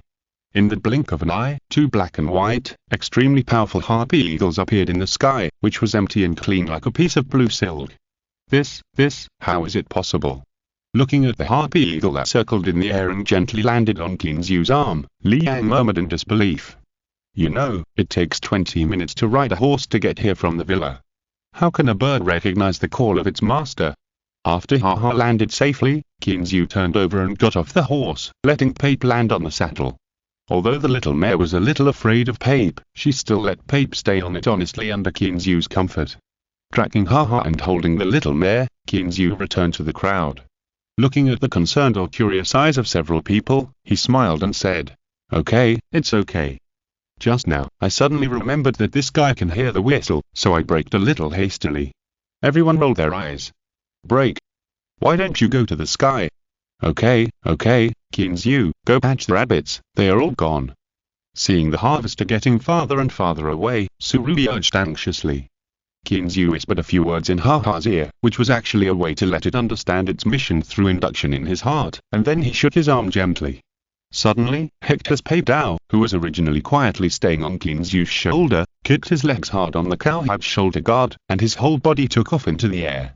The 3-meter-long wingspan spread out and rushed straight into the sky. And Pepe, who was quietly staying on the saddle, saw her husband flying into the air, so she also jumped suddenly and chased after her husband. Love, this is called husband and wife following. Qinzu glanced at Zhu Mengyo next to him and said meaningfully. Hurry up and let your dog go, let's go chase the rabbits. Surubi interrupted Qinzu's suggestion very tactlessly, making this guy so angry that he wanted to hit someone.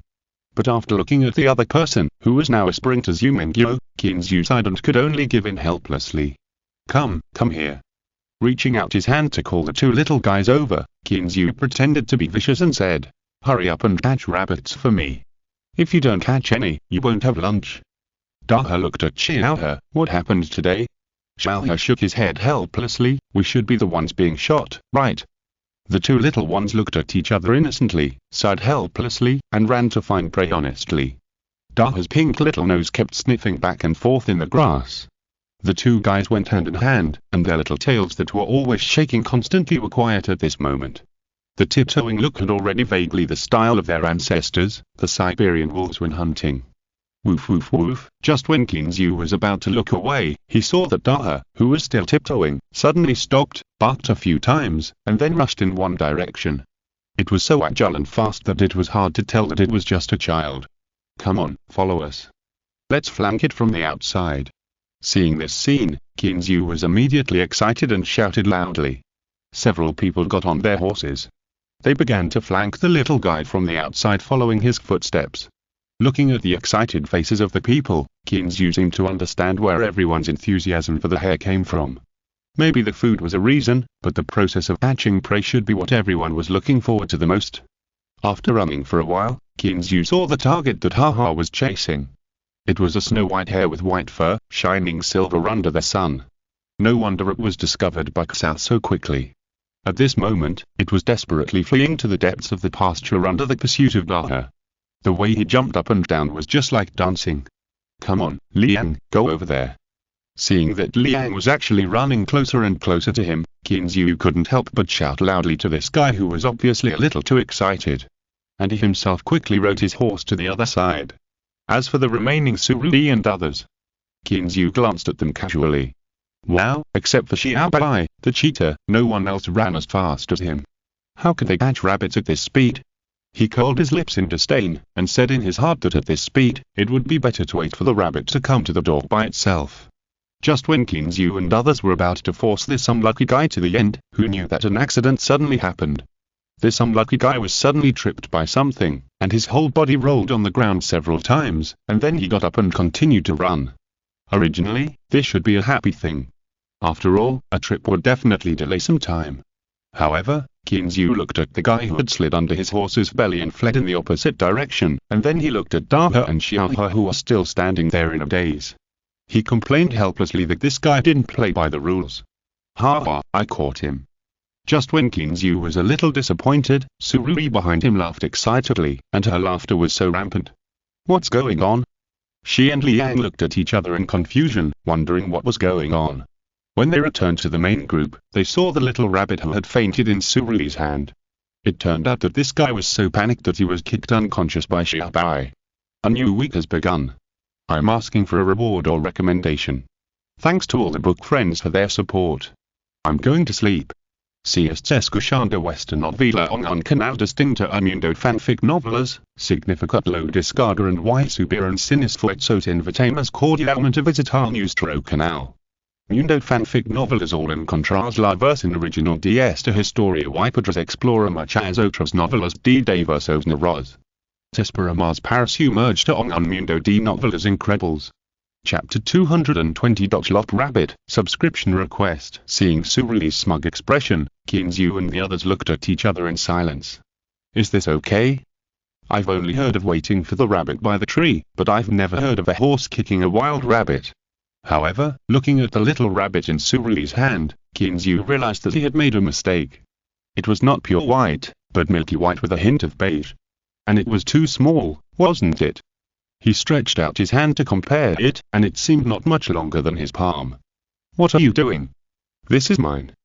Quickly putting the rabbit behind her, Surui looked alert, staring at Kinzu's outstretched hand. Want to snatch my spoils? No way. He retracted his hand awkwardly, and seeing Surui's eyes that looked like she was guarding against thieves, Kinzu said he was very hurt. Subconsciously, he glanced at the arrogant Arabian horse next to him. It was clearly the spoils of his pet Xiaobai. As if she had guessed what Kinzu was thinking, Surui curled her lips slightly, revealing a charming smile, and said proudly, "What are you looking at? Now it's Yoyo's mount, and Yoyo's things are my things. Do you think that what my mount caught is my trophy? Well, okay, it counts." Listening to Surui's weird theory, Kinzu was completely defeated by this girl, and said he was defeated with a definite look on his face. At the same time, in his heart, he couldn't help but complain deeply. According to what you said, hers is yours, so are her parents your parents. Well, even if you were as close as sisters, her parents also treat you as their daughter, so what about her future husband? Is he also your husband? Thinking of this, Kinzu couldn't help but why in his heart. Could it be that they also agreed to marry the same man in the future like in those bloody dramas? Woof woof woof. A few crisp dog barks awakened Kinzu, who was immersed in YY. Looking up, it turned out that Daha and Xiaohe had returned. The two little huskies were originally following Kinzu back with their heads down. As a result, when they came back, they saw that the guy who embarrassed their brother had fallen into their own hands, and they immediately became energetic again. They swept away their previous dejected look and began to bark excitedly, as if venting the frustration in their hearts. Why are you barking? You can't even catch a little thing. Looking at the two little huskies barking wildly with saliva flying, Kinzu scolded with a smile, and reached out to gently rub the little heads of the two guys. I don't know if he was taking revenge on them to interrupt his fantasy. Woo! It seemed that the big husky saw the little devil in Kinzu's eyes, so he whimpered and pretended to be pitiful, hoping that this evil master would see that he was so pitiful and let his brother go. Daha's small body fell to the ground under Kinzu's touch, and he would not get up. He also scratched Kinzu's big hand with his 4 snow-white little paws, as if seeking comfort. Hey, Kinzu, are all the wild rabbits in your ranch this kind of rabbit? Zumengyo, who was standing by, stared at the little rabbit in Suruli's hand for a long time, and asked Kinzu it some doubt. Well, isn't a wild rabbit a wild rabbit? Aren't they all the same? Kinzu was stunned by Zumengyo's question, and he stopped what he was doing involuntarily. Seeing the doubt and confusion on her face, he was also a little confused. Of course not, no, it's this one, it seems to be a lop-eared rabbit, a kind of pet rabbit. As Zumengyo spoke, she became a little unconfident. How could there be a pet rabbit in the wild? Ah, a pet rabbit. Suruli was stunned by what she heard, and quickly took out the little rabbit behind her. After holding it in her hand and examining it for a long time, she said with some surprise, yes, it seems to be a lop-eared rabbit, and it should still be in its infancy.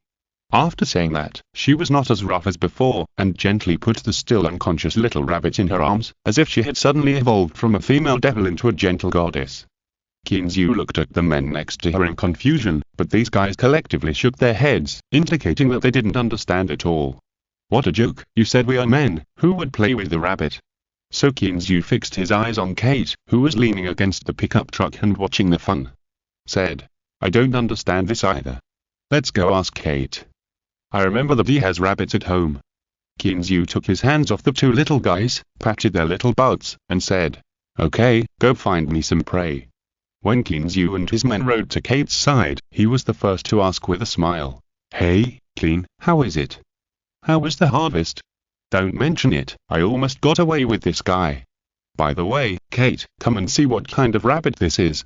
After complaining helplessly, Kinzu gestured to Suruli's hand. Oh? Let me see. Kate responded with a puzzled sound. Could it be that the wild rabbits on the ranch could still play any tricks? However, staring at the unconscious little rabbit in Suruli's arms, Kate was a little stunned.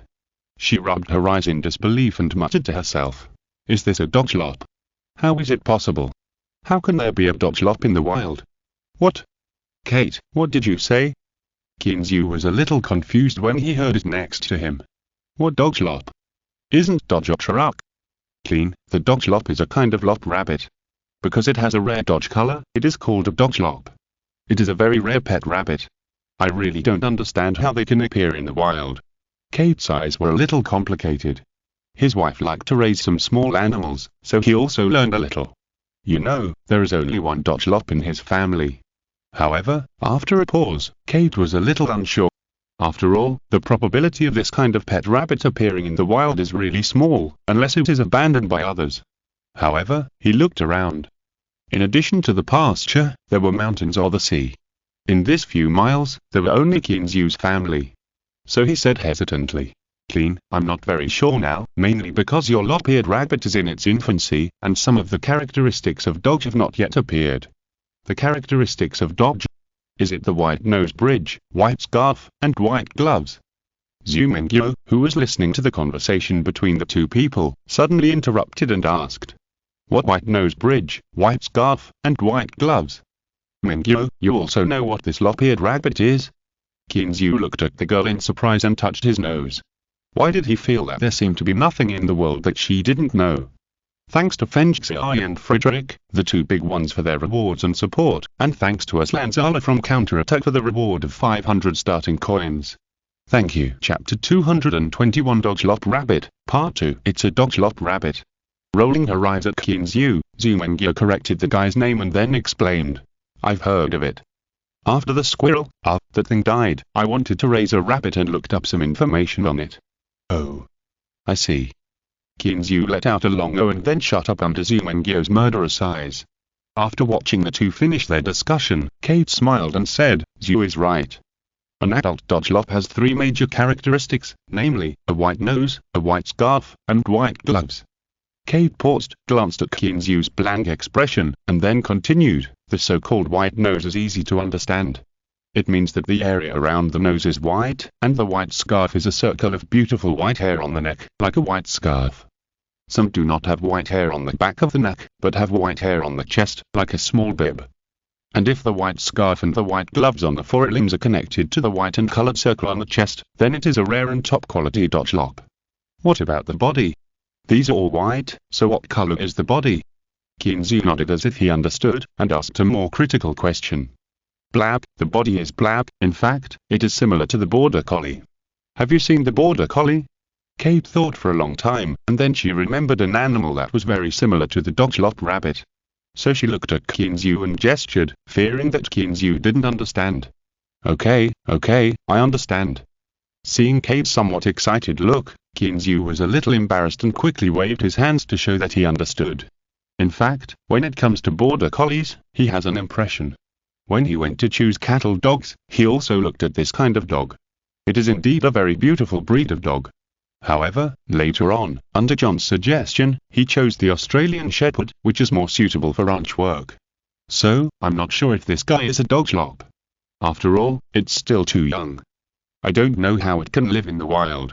Shrugging, Kate looked at the little guy who was still unconscious in Suruli's hand, and continued with some distress. Is it okay now?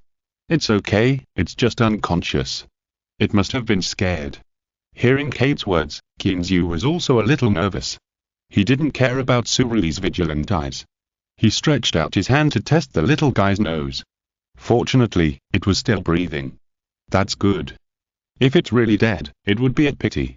My family has only got one so far, and it was transferred from someone else at a high price. As she was talking, Kate was suddenly stunned for a moment, and said with some surprise, Look, it's awake. Awake? She asked with some surprise. I saw that its eyes moved slightly first, and then opened the tightly closed eyelids, revealing a pair of blue eyes, blinking, very cute. However, when the little guy saw the surrounding environment and where he was, he became terrified. His little body was even trembling, and he was obviously very scared. The little guy looked up and looked around. After finding that there was no place for him to escape, he shrank his trembling little body into Suruli's arms involuntarily, as if this could give him a sense of security. Qinzhu, what should I do? It seems very scared. While gently comforting the little guy, Suruli looked at Qinzhu helplessly and asked for help. Who made this guy have a natural affinity with animals? Give me a try. Seeing that everyone around him, except Kate, was staring at him without blinking, Qinzhu said helplessly. But he didn't know if it would work. After all, this was not his pet, and he didn't know if it would work. No, Clean, it's better to let it stay quiet for a while now, and don't make too big movements. Otherwise, it will be more scared. Seeing Qinzhu was about to take the little guy, Kate next to him advised him. Although he was not sure whether this guy was a Dogslop rabbit, he knew that rabbits were timid. It's okay, don't worry, I'll try. He smiled and comforted Kate. He couldn't say that he was a person with the amazing skill of animal affinity. Seeing Suruli holding the little guy in her arms a little awkward, Qinzhu had to reach out to her arms to hold him. However, Qinzhu didn't care how big the shadow in Suruli's heart was. He took the little guy in his arms with a calm face. As for taking advantage, is there? Yes, it's not intentional, well, definitely not. After taking the little guy, Qinzhu gently stroked its soft beige fur and did nothing, or he could do nothing. Fortunately, the animal's affinity was indeed worthy at the title of God-defying skill given to it by Qinzhu. Under the surprised and reasonable eyes of the crowd, the little guy slowly became quiet and began to enjoy Qinzhu's comfort. He even snored comfortably. Are you feeling better now?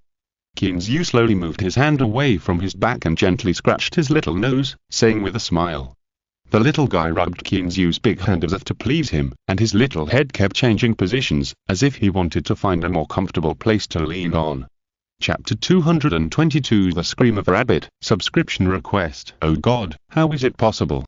Looking at the lop-eared rabbit that became lively in Kinzu's hands with a surprised face, Kay kept muttering to herself, obviously not prepared for this result. On the contrary, the rest of the people seemed to have expected this result, and they all looked indifferent, watching everything happening in front of them. Even Tsurui had to admit that Kinzu was really a beast. Cry. Just as everyone breathed a sigh of relief, a loud eagle cry suddenly came from the cloudless sky in the distance. The little lop-eared rabbit that was originally lying comfortably in Kinzu's hands suddenly froze, and his eyes revealed deep fear again. Although he didn't see what made the cry, the fear could not be dispelled. It was a kind of despair of encountering a natural enemy. Feeling the fear of the little guy in his hand, Kinzu quickly reached out and continued to comfort it on its smooth back. At the same time, he looked towards the place where the sound came from with some helplessness. In the empty sky in the distance, two black and white birds of prey were flying freely over the pasture. When Kinzu looked over, Haha's broad wings fluttered gently, and after circling twice in the air, it suddenly dived down to the pasture. It was as if a black lightning exploded on the ground, accompanied by a high eagle cry. Haha's black and white figure flashed quickly over the pasture, and the strong airflow it brought blew a large area of tender green grass on the pasture. Wow, what a fast speed, Kinzu, your eagle is amazing. Ming, who was watching next to him, couldn't help but exclaimed, this speed, this figure, it's amazing. Look, what did it catch? After all, girls are more careful. Although Tsurui is usually careless, she was the first to discover that Haha's thick claws were hanging with a prey. Oh, so this is eagle hunting, it's too simple, not as exciting and thrilling as on TV. Ming pouted and muttered in dissatisfaction. Come on, brother, you are watching TV, and using a harpy eagle to catch rabbits, how thrilling can it be? Hearing the fat man's unreliable muttering, Kinzu retorted disdainfully, is this guy watching Animal World? While talking, Kinzu did not forget to hold the little guy in his arms tighter. Looking at the attitude of the two women, Kinzu knew that this little guy must be in trouble. Not to mention eating it, maybe he will have to feed it. Hurry up, look, the other one has started. Before Kinzu finished despising the fat man next to him, Liang's somewhat rough and loud voice suddenly rang out. Hearing this, Kinzu and others looked up and continued to look over there. Sure enough, Haha had returned to the air and kept circling around Pape, as if helping her find prey. After a few seconds, Pape, who was flying in front, suddenly let out an eagle cry, and then swooped down in the same way as Haha had just done. When it returned to the air again, there was indeed a prey on its dark claws, a grey hare, which it grabbed by the head and took to the sky. TSK, Lao-san, we worked hard for most of the day and got nothing, but the couple caught one every time. Liang looked at Haha and Pape flying towards him, and kept TSK, as if he was not convinced by the result. Who said that? Isn't this my harvest? Kinzu raised the little lop-eared rabbit in his hand, which finally stopped trembling under his comfort, and refuted Liang's words. That's my harvest, okay? You guys plus 2 dogs didn't catch an underage rabbit, aren't you ashamed? Hearing that Kinzu had taken her harvest, Tsurui was immediately unhappy and criticized the guys on the opposite side in one sentence. Cry. Bang. Bang. With the cry of an eagle and 2 plops, 2 dead hares appeared in front of Kinzu and his companions. Haha also landed gently on Kinzu's open arms and tilted his head with some curiosity. Why is there a little guy here? Haha, see, this is my harvest. My pet's harvest is mine, isn't it? Kinzu kicked the 2 unlucky guys in front of him, shrugged his shoulders, and looked at Tsurui, whose face was still slightly red. He didn't know whether she was angry or shy. Looking at the 2 blushes on Tsurui's face, Kinzu smiled in his heart and speculated secretly. Squeak! Just when Kinzu was still secretly happy in his heart, the little lop-eared rabbit in his hand made a sharp cry, and at the same time, its body became tense, as if ready to escape at any time. Startled by the sudden strange sound, Kinzu quickly looked down. Good fellow, Haha actually stretched his head in front of the little fellow, and was looking at it back and forth with some curiosity, as if he was thinking about where to start. Go away, you scared me. Kinzu, who had to smile bitterly, shook his shoulders and signaled this fellow to be honest. Being stared at like this, he was not scared to death, which was a good quality of his mind. Ha tilted his head with some boredom, shook his wings lightly, and with the force of his legs, he came from Kinzyu's shoulders to the saddle of the mare beside him, and stood shoulder to shoulder with Pape, the two birds. Kinzyu, take care of your bird, look at how scared my little baby is. After Ha flew away, Suruli dared to approach Kinzyu and complain to this guy with some dissatisfaction. Yeah, rabbits will only scream like this when they are extremely frightened. Look how scared they are. Looking at the little guy in Kinzyu's hand, who seemed to shrink into a hedgehog, Zumengyo also gave this guy a look of reproach. What kind of pet is it? It's as annoying as its owner. Hehe, this is really not my fault. After all, they are natural enemies, yes, natural enemies. Looking at the two girls helplessly, Kinzyu said that he was really wronged. It is said that women are curious, but who knew that a bird is so curious? By the way, how are you going to deal with this timid guy? Kinzyu raised the little lop-eared rabbit in his hand and quickly changed the subject. Of course I'll keep it. Do you still want to eat it? It's so cute, how can you bear it?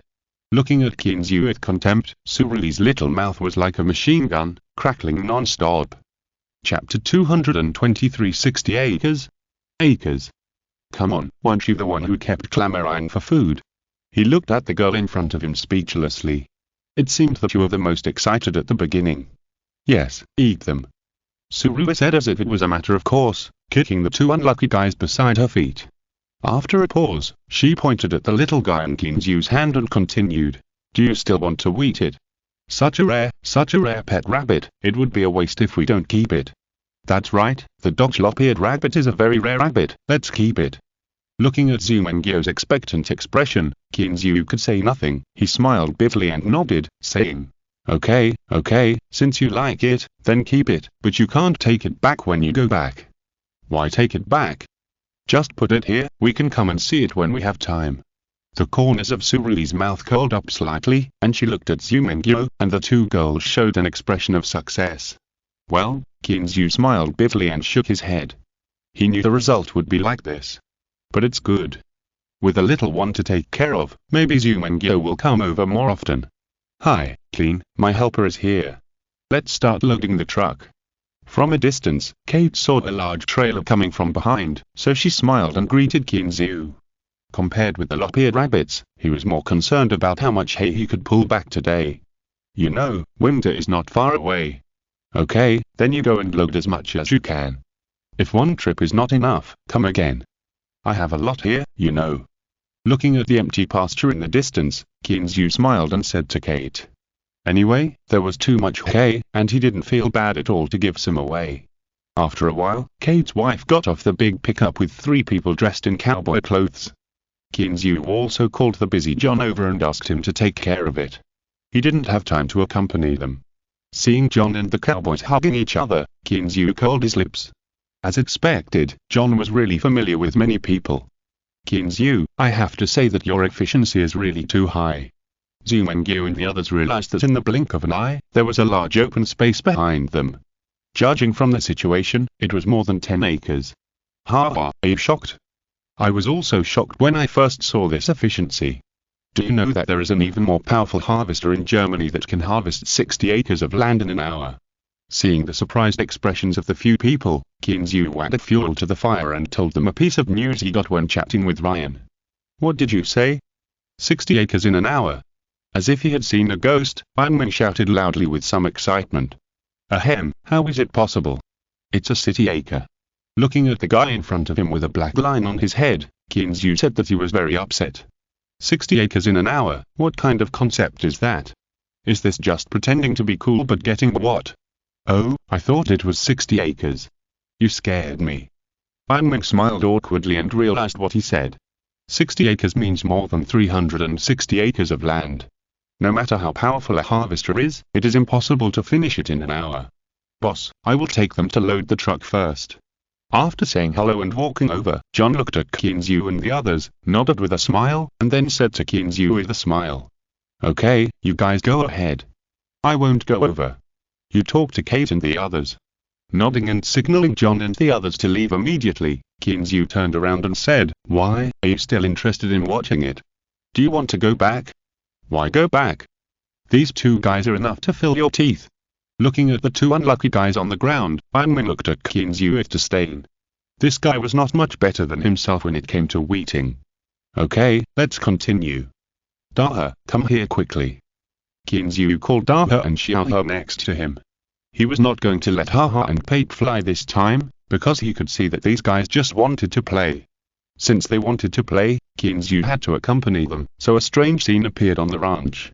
The two little guys in front were surrounding a hare, and then several big men were riding horses, surrounding the two little guys in a roundabout way. This time Qinzu was determined to catch one himself. The idea was good, but the result was miserable. The grey little rabbit easily escaped into the small woods on the side before Qinzu and his men completed the encirclement, leaving only the big men outside, staring at each other. What should we do? Chasing. Looking at the women watching the excitement not far behind him, Liang hardened his heart and decided to go in and give it a try. Why go in? You don't have a gun. Even if you see him, what can you do? Qinzu turned his head decisively, and greeted the two little guys who were a little unwilling to give up. He was ready to start looking for the target again. You bunch of idiots, wait, I'm coming. Suruli, who couldn't bear to watch it anymore, stuck the little lop-eared rabbit into Zumengyo's hands, and rode her mount excitedly towards the few people. Hey, Sister Rui, wait for me. Seeing Suruli running away, the already impatient Lin squad leader also jumped out at the first time, ready to go and share the hardships with the guys. What are you doing here? Seeing Suruli running over, Qinzu's head was a little big. Why is this guy so worrying? The little kid who just learned to ride a horse should practice at home first. Of course I am here to help. Look at you stupid guys. Before Suruli could speak, another voice came from behind her. Qinzu looked up and saw that it was Ling Xiu. Seeing the two girls' excitement, Qinzu couldn't tell they were here to help. However, since they want to play, can you stop them from playing? Qinzu smiled helplessly. So, just like that, two more female demons joined the hunting army. They talked, laughed, and played, and 2 hours passed in the blink of an eye. And perhaps it was really because men and women worked together and the work was not tiring. Qinzu and his friends finally lived up to everyone's expectations. Under the shouts of Suruli and Lin Xiu, with the help and assistance of Da Hectares and Xiao Hectares, and the heated discussions of the crowd, they successfully got 1, 2, 3, and 4 kills. Together with the words of the two unlucky guys at the beginning, it was enough for them to drink in the evening. Let's go, we can go back. After saying hello to Zumengyo who was teasing the little rabbit, Qinzu was ready to take them back.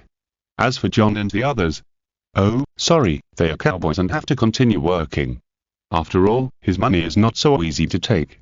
Thanks to Feng Xiai for the reward, Tam and Jianhun for the 500 starting coins, it's not the world that's wrong, it's my 588 book coins, thank you for your support. There are quite a few book friends who have rewarded recently, and Liuun will remember your support. Due to work reasons, there has been no update since the release. Liuun decided not to go anywhere during the May Day holiday. I will update more during the 3 days of May Day.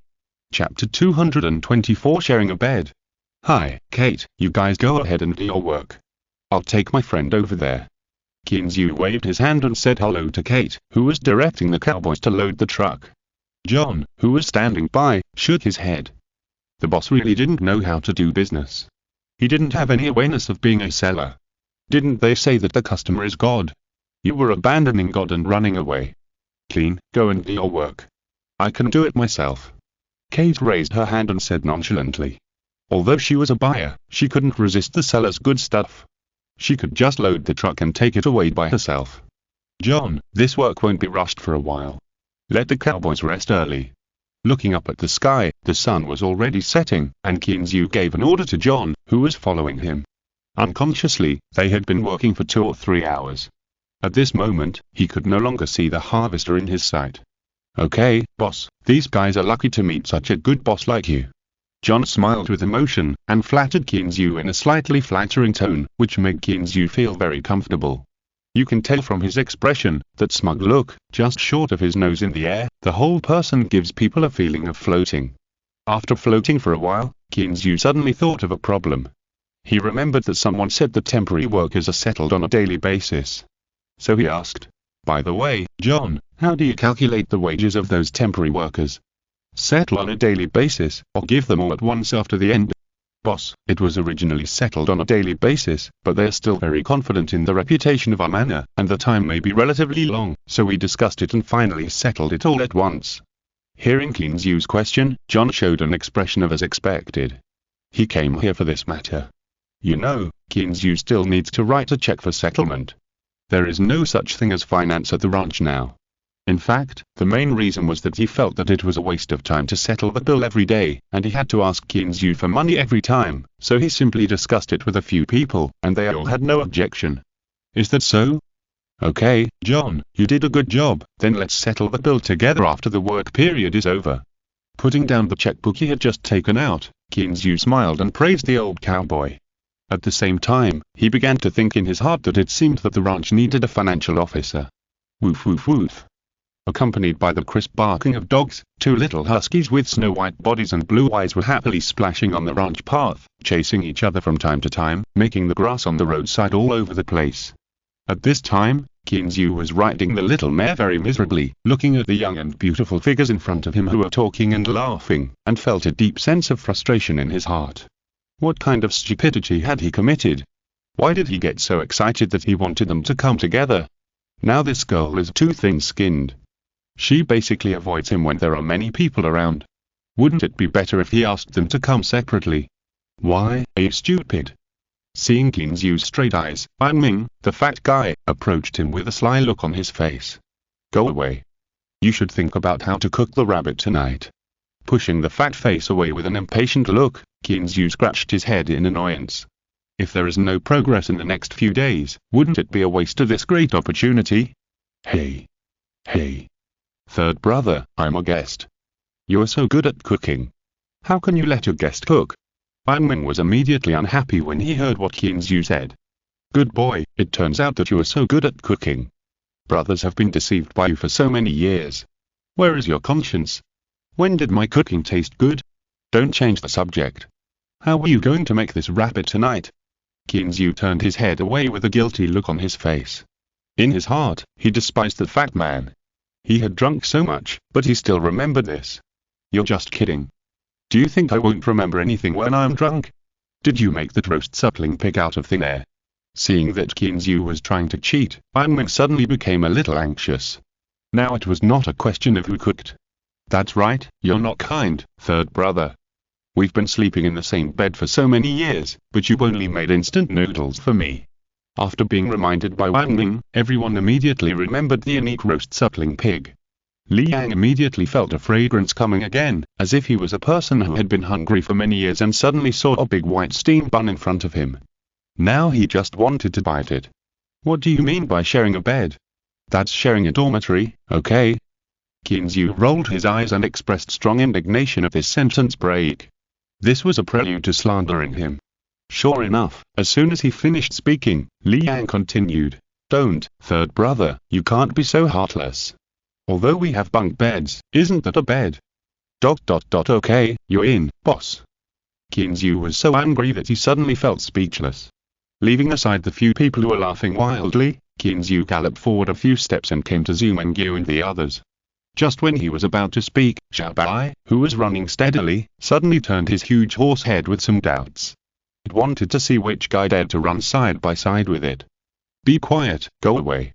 Seeing that Xiaobai turned around and wanted to use violence, Kinzu slapped him in the face, making him a little confused. Who did I offend? Puchi, Zhu Mengyu, who was watching this scene, couldn't help but burst out laughing. The shaking body woke up the little guy in his arms. He opened his confused blue eyes and blinked, looking very cute. By the way, Mengyu, you haven't given this guy a name yet. Are you going to call it Dogslop Rabbit? Looking at the cute little rabbit in front of him, Kinzu's mind couldn't help but think of someone's elastic and plump breasts. It was really nice. I haven't thought about it yet. I'll think about it when I get home. Zhu Mengyu pouted and thought for a long time, but she couldn't come up with a suitable name. She always felt that it was either too vulgar or too difficult to pronounce. She didn't want to be like someone who named the husky Daha and Xiaohe at home, and adopted a pair of harpies and eagles, which she named Haha and Pai Pei. After turning her head and looking at Surui for a few times, the two girls quickly reached a consensus on this issue, that is, to go back and talk about it. Thanks to Fengxi and Can Home Changer Line for their rewards and support. Chapter 225. Prosperous Vegetable Garden. After returning to the villa, several people collapsed on the soft sofa. Bangmin rubbed his thigh without any image and complained. Why does your leg hurt so much? It's all rubbed and broken, right? What about you? Don't your legs hurt? As he said that, Bangmin looked at Qinzu and others, obviously wanting to find a brother who could share their joys and sorrows with him to experience this pain together. Nonsense, it would be strange if it doesn't hurt after riding a horse for so long. You are lucky if you don't break the skin. Qinzu sat up from the sofa and looked at the fat man speechlessly. Don't you know that friction can cause fire? He took an apple from the coffee table, cut it in half with a knife, and stuffed half of the apple directly into little Jerry's arms. It was very anxious at home today. Looking at the man and the mouse chewing the apple, Bangmin gave the guy a middle finger, picked up a big apple from the coffee table, took a big bite, and said vaguely, "It seems that you have to cook for dinner today. This is God's will. I'll cook it. It's just a good opportunity for you to taste my cooking skills." Seeing that he couldn't escape, Qinzu simply agreed generously. It's just a meal. Hey, Mengyo, where are you going? You haven't said what to eat for dinner yet. Seeing that Zhu Mengyo was about to go upstairs with a few women, Qinzu asked hurriedly. Let's talk about it later. I'll be here soon. After replying from a distance, she and Wulan and a few others helped the two women who were a little inconvenient to move upstairs. What are they doing? Scratching his head, Bang Xiao asked in confusion. He wanted to follow them just now, but was driven back by a few people. Puff, ha ha. Bang Ming almost choked on the apple in his mouth. Looking at Bang Xiao's silly look, he smiled and patted his thigh, and winked at the upstairs. The meaning couldn't be more obvious. Ah, okay. Eva, you can go up and take a look too. Remember to bring the medicine box. Looking at the upstairs, Qinzu thought for a while, and said to Eva who was a little dazed beside him. Coming back to her senses, Eva agreed and got up to go to the storage room.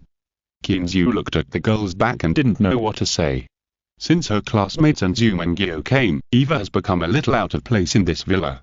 After all, among a group of Oriental people, a big foreign horse will feel more or less uncomfortable. And she can't hide directly like her sister, so she can often be seen somewhere quietly in the days. Although Zhu Mengyo and the others would often deliberately chat with her, they were used to staying in China after all, and they were surrounded by friends, so they didn't have the habit of speaking English all the time. After a while, Zhu Mengyo brought Lan and the other girls downstairs again, looked at Qinzu's puzzled eyes, and said with a smile, "It's okay, the two of them played too crazy today, and now they know they regret it, and they are resting upstairs." Qinzu nodded when he heard it. He also guessed that it would be like this, so he said, "Is that so? Then you tell me what you are going to eat tonight, and I will prepare the dishes. You are tired all day, just cook the rabbit and a few vegetarian dishes, there is no need to make too much." Looking at Qinzu's somewhat lazy posture, Zhu Mengyo's eyes clearly revealed a trace of concern. "Yeah, just cook something, there is no need to make too much." Lan yawned beside him. After playing all day today, she was really a little sleepy. "Okay, let's just cook whatever we want. I'll go to the vegetable garden to see what vegetables there are." Seeing that several people had the same idea, Qinzu stopped being pretentious. "It's not that I didn't make delicious food for you, it's that you gave up on your own. Go to the vegetable garden." Zhu Mengyo and the other girls looked at each other, and they all seemed to have some ideas. "Yeah, what's wrong?" He looked back at the women in confusion. "What? Something else?" "No, let's go together and make enough food and clothing for ourselves." Zhu Mengyo stuck out her pink little tongue and said a little embarrassedly, "It's not like I haven't been there before." He muttered softly, but Qinzu didn't say anything. "Just go." So Qinzu took the girls and the men who were drafted, and headed to the vegetable garden again. It was a mess along the way, even though he didn't raise chickens. He raised his hand to check the time. It was only 4 o'clock. The sun was only slightly west at this moment, and there was no scene of sunset glow in the sky last time. However, looking at the gentle sunshine and Zhu Mengyo walking with him in the tender green pasture in the sunshine, Qinzu felt a sense of peace in his heart for no reason. After arriving at the vegetable field, what caught his eye was a colorful field of long and thin beans climbing on the racks. The small and exquisite flowers of the beans were like stars in the blue sky and pearls in the shade, dotted and clustered against the most beautiful pasture. The densely packed small peps filled the thin branches, and the leaves fell off early due to being squeezed. Only bunches of fruits, like grapes, red, green, half red and half green, were left, mottled. The leeks were green, and the eggplant vines were full of tender eggplants, as well as tomatoes and cucumbers. Tomatoes are also called tomatoes. Ripe tomatoes are bright red and look very pleasing. They have thin skin and tender flesh, and are sour and sweet. Tomatoes are not only delicious, but also contain many nutrients. It contains citric acid, malic acid, protein, minerals, etc. In summer, tomatoes are the first in terms of the content of nutrients among vegetables and fruits. In the hot summer, eating a nice tomato will make you feel very refreshing. It is really better than fruit and very comfortable. Look at the cucumber again. It has yellow flowers on its head and sharp thorns on its body. It grows so evenly and straight. If you take a bite, your mouth will definitely be filled with fragrance. And Wang Min directly used his actual actions to prove Qin Zhu's guess. He stretched out his chubby hands and directly pulled a cucumber as thick as a baby's arm from the cucumber rack. He just used his hands to rub the small thorns on it, and without washing it, he took a big bite with a click. Well, it's really good. Third brother, I didn't expect you to be good at farming. While chewing a cucumber in his mouth, Wang Min thought of Qin Zhu giving him a thumbs up. Wow, this cucumber is crisp and sweet. When you bite it, the juice flows, just like a delicious fruit. No way, is it really that delicious? Wang Min, you don't pay attention to the hygiene. What if it has been sprayed with pesticides? Lan next to him looked at it doubtfully, and then began to exercise her authority as the eldest sister-in-law and directly scolded this unhygienic guy. Finde est captulo much as great as Pelaga hasta el final. No esse olvidentid all like busgasms contenido exclusivo ixo immediato. Si escrabata news patreon. Recurda, card alike, si escripsino donaking nos anima a continue. Great as a todos nos vemos on el próximo video.